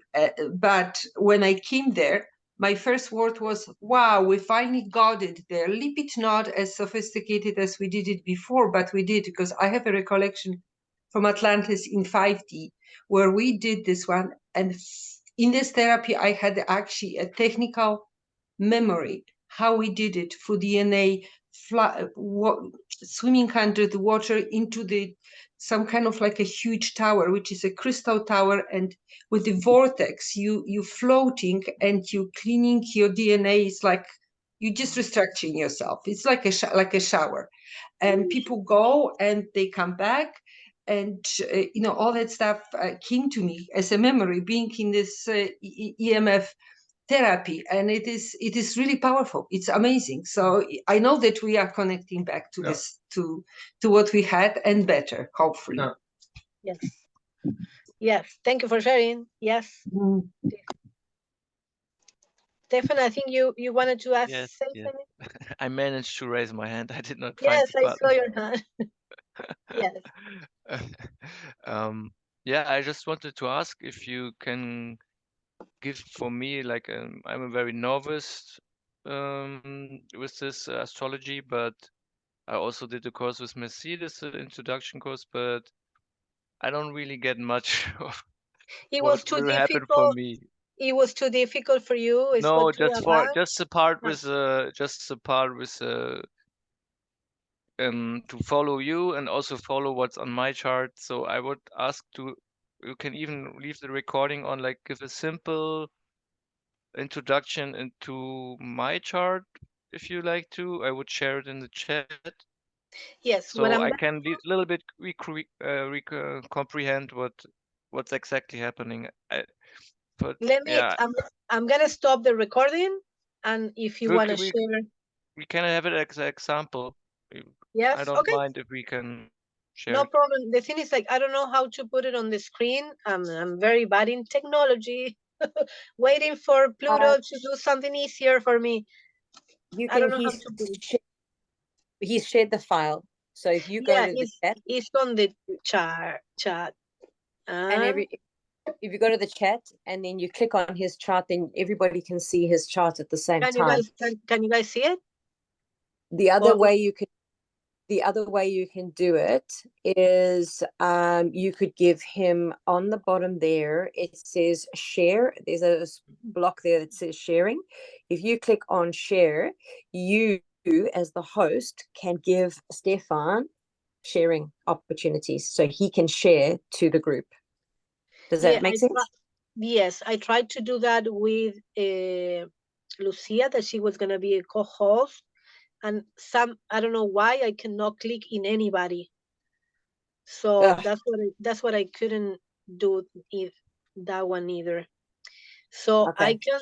I can see his chart. Yeah, Let me see. We can also all just open it. We can open the chart. I can see it. I just open it on my desktop. Yeah, that's what I was saying. But Barbara, if you look at the bottom strip, and you said, and there is a little rectangle with the arrow, it says share screen. Yeah, she knows. Yeah, she says it doesn't work. Yes. The share screen I can, but the thing is, like, I cannot. Let me see. I have to download his chart to my phone. Save image. Let me see if I can do that. Might help. And then you share it. But we can all see it if we go to the chat. There. Yay! I'm becoming Pluto in Aquarius. Is in half an Voila! hour. In half an hour, Pluto is in Aquarius. Is bringing me powers. I did it. Okay. You did. Well done. Yeah, I'm so proud. Okay, Yeah, okay. me too. Let's Well done. see. That's a chart. Let's work on that. Here is your Pluto sun. right? Yes. For you, is still in the 6th house. It's right here. So looking at what this that you have, Pluto went through all these areas since probably 2000, 2004, all the way to now. So you had all these Saturn, Uranus, Venus, and Neptune. Give me 1 second, I'm sorry.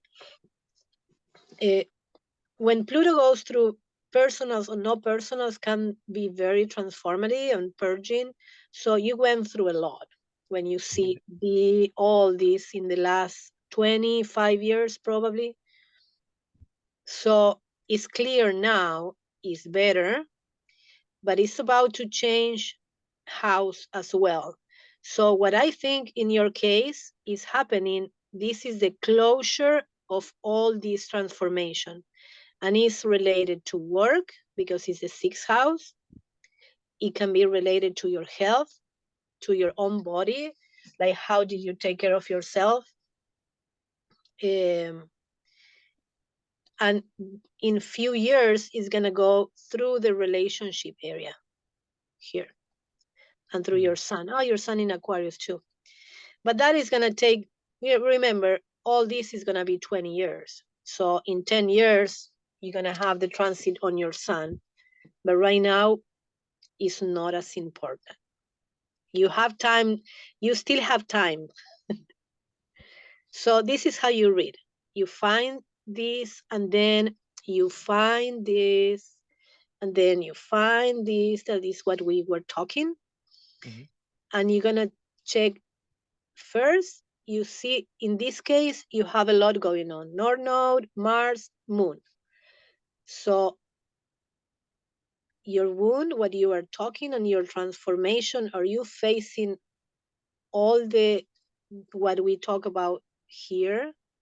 You know, all the appointments of Pluto, who you are, what do you want, how do you transform, how do you communicate, and what are you doing to be yourself is gonna be affecting your life mission, your emotions, and your fiery emotions. You have the moon with Mars, meaning emotionally you are very explosive. It can be, let me see which sign it is.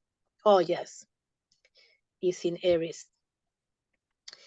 So that's how you read. It's like you go and see what's going on inside. That is you. This is you, and this is the collective. So yes, you went through a lot.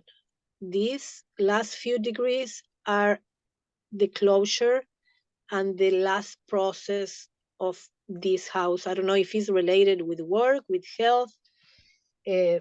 Not sure. It can be everything, because when Pluto goes through, it can be addictions, it can be your values, you know, it touched so many areas. Scott, are you there? Or Maya? If you guys are there. I If you think guys, for me, probably it's work. My body is good, and I think it's kind of work. it can be work related. If you guys see something else, like if you want to go deeper.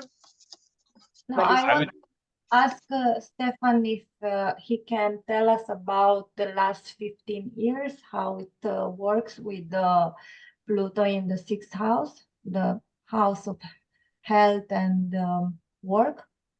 If he can give us some. What was the first one? Work and Health. Work can be health, your habits. I changed my habits a lot. At the moment, I'm at the I'm only drinking juice because I'm watching my body a lot, mostly since 2016, and work related. It's a lot of up and down. Like I'm a film artist, so it's a lot of struggle. To make it short. Yeah. We understand. Also, you have, you know, this is a house of creativity, and it went through, Pluto went through this area as well, you know, Saturn, innovation. So yeah, even in your creativity process, you probably went through many changes, because, you know, it's not only this house, you know, it went through the 5th house as well.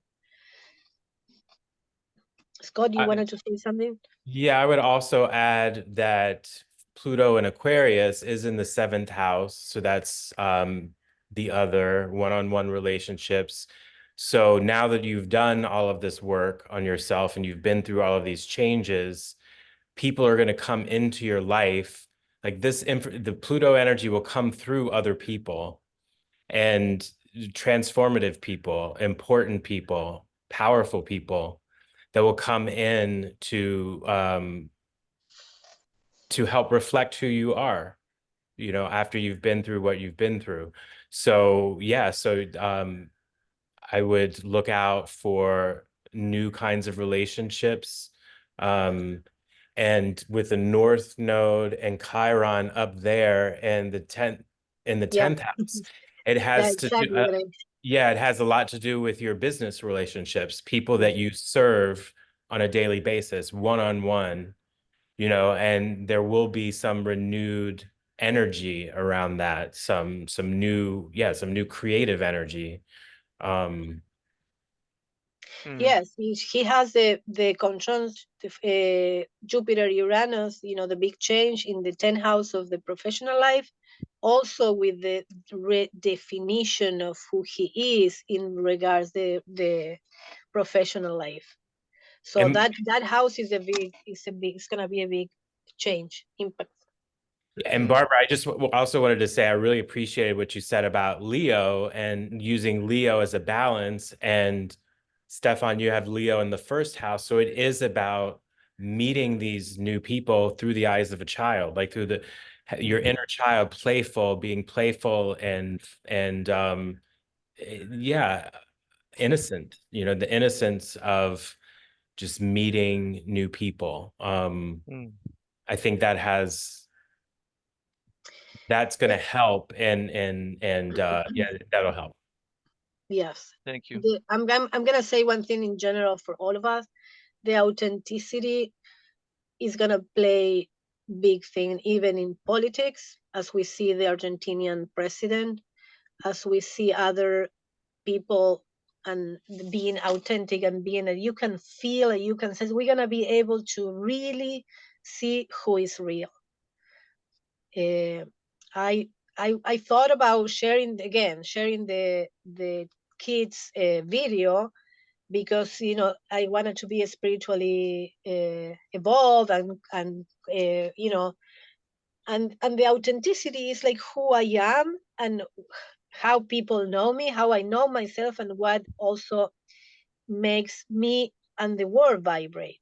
Connect with the inner child, be authentic, be centered in your heart like a child, being able to share or learn how to share, being open of the process of learning, because that's what the kids do constantly. So that's what I put the video, and for me it was key when I found it, and I said, yes, it has to go. It has to be there with us, and sing it and count, you know, the countdown, and going through a space, like going through your inner space. These travels that we are going to do with the Pluto in Aquarius, that spaceship taking off is that. We don't know what is going to be on the other side. We are all inside that ship together, that rocket ship, and it's going to be an adventure. It has to be an adventure, collaboration, fun, also wisdom and learning new tools, because, you know, being an astronaut, I guess, is a lot of work, and a lot of, you know, knowledge and things, very Aquarian. So yeah, that was my message for us now, that Leo energy and that childlike, like Matthias, and like the kids I care, and all that. thank you for the information about my chart. It's giving me a lot of hope or kind of relief, and also like what Scott was saying about the April. I think it's in April, and I now have a client who's kind of famous in the spiritual realm in Germany. April 20 is this conjunction of his book yeah. will release with a trailer that I shoot maybe, hopefully in April 20. That's cool. So that's cool. Congratulations, and let us know. Not Yes, now let us because know. he's Share in the still- group. Yes, I do. He's we try to connect since a few weeks now, but he's in hospital, and maybe Monday we will have a call. That's cool. Well, the best Jupiter Uranus for you. The best conjunction. Oh, good. That's good. Thank you so much. Barbara. Very helpful. Yes, I will share the file, the meeting. Yes. Just to add to Stefan, everything is going direct on the 27th, right? So, Oh, we forgot that part. Yes, that's gonna be added to the intensity of the rocket, leaving Earth. Yes, all the planets are gonna be direct. That's also and for the rare. of April, you have Uranus and Jupiter. You know, a lot of people are afraid of earthquake and so on, but it's not always the big one anyway. Hopefully, No, it it's not that. I don't remember. I don't remember when it's gonna be all direct, but it's coming, and it's only a few months. 27th of January. Right. Your audio is, your audio is on and off. Yeah. So, at least for me, I don't know. Yeah, that's what I didn't understand. Because I'm using the speaker. Yeah. So 27th of January. Okay. Uranus. Yes, use the energy because it's like a lot of power energy with all planets direct. Pluto and everybody moving forward to make the change. Yes. Any other questions or sharing or whatever? The recordings and the files. Sorry. I was going to add to the relationship Aquarius and Leo and other things, revolving around 12,000 years ago.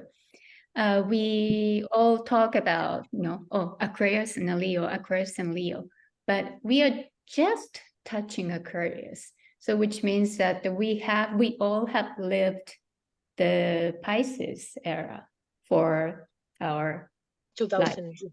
Yeah, yes. So which reflects the Virgo, the era of Virgo. What was happening in era of Virgo is it was the time actually that this globe had the highest consciousness and technology and global network and all that. And when we touched the Leo, start going down. So it was a sad time. That's where we are right now. So what we are bringing to the Aquarius era is actually we knew from the Virgo era. The passive I am we did, the daily discipline and all the things are all established in the Virgo era. That's why we live in this, we are born on this Pisces, era Pisces, because it's opposite, it's complementary. Yes. So actually what we have in our soul and heart is what we knew from the era of Virgo, not really Leo. So now we are entering Aquarius, which means that we are just about to start reflecting what started happening in a Leo era, which was the fall. So we are now, we are rising. What we are rising is what we remembered from the Virgo era, when we had the highest consciousness on this planet and the technology we have, or the global network we had. That's what we are bringing to this rise of Aquarius, because we couldn't rise further when we are getting into the Leo. We went down.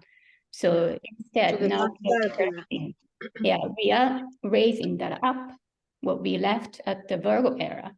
That's why I think most of people in this community especially are actually came from the life we lived in the Virgo era, not the Leo era. So what we know what was happening in a Virgo. So we are born in Pisces, so lived our life till now. And then now we are finally entering to Aquarius. So that's what we are going to raise now. But again, raising takes a lot more forces than going down. So it will be a, tough challenge that we couldn't, that's something we have to flip what had happened and when the Leo era started. Yeah. Perfect. Yeah, so we have to, I think we really need to focus in our soul that what was like in Virgo era, not Leo.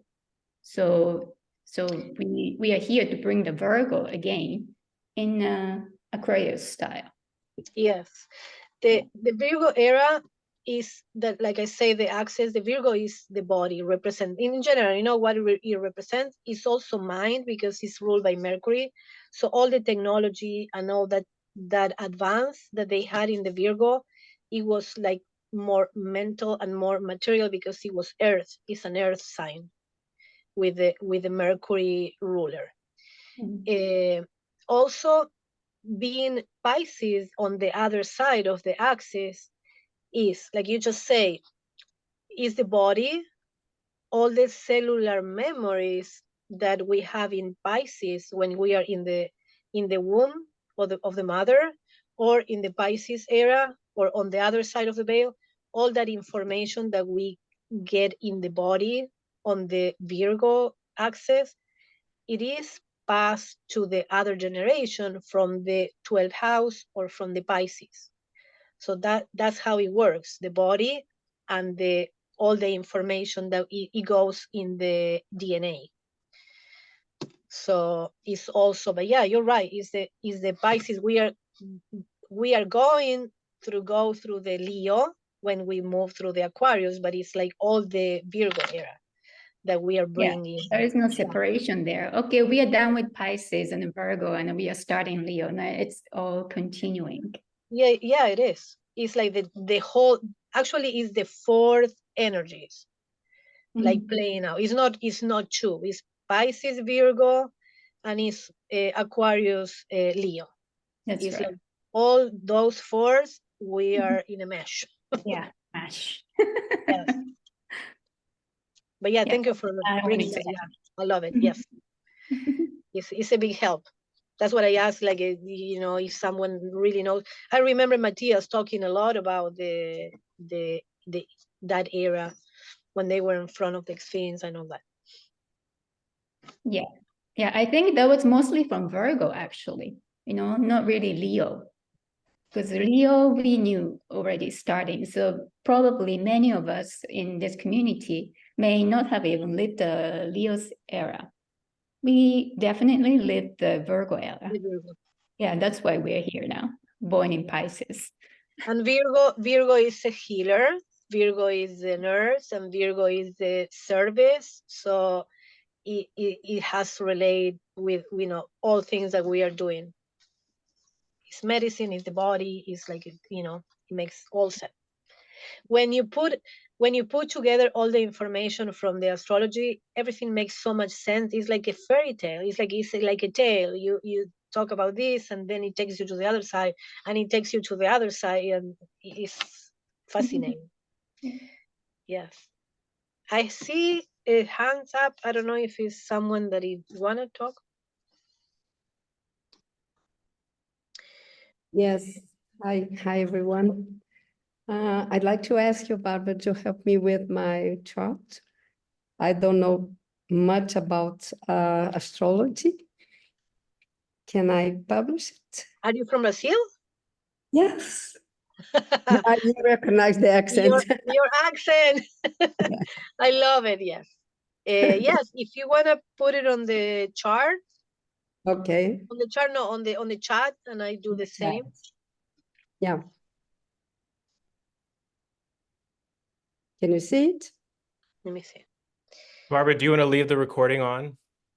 No, I'm gonna stop the recording so it's not that long. Wait, I don't wanna. Okay, bye everybody. Don't go, but I'm just gonna stop the recording.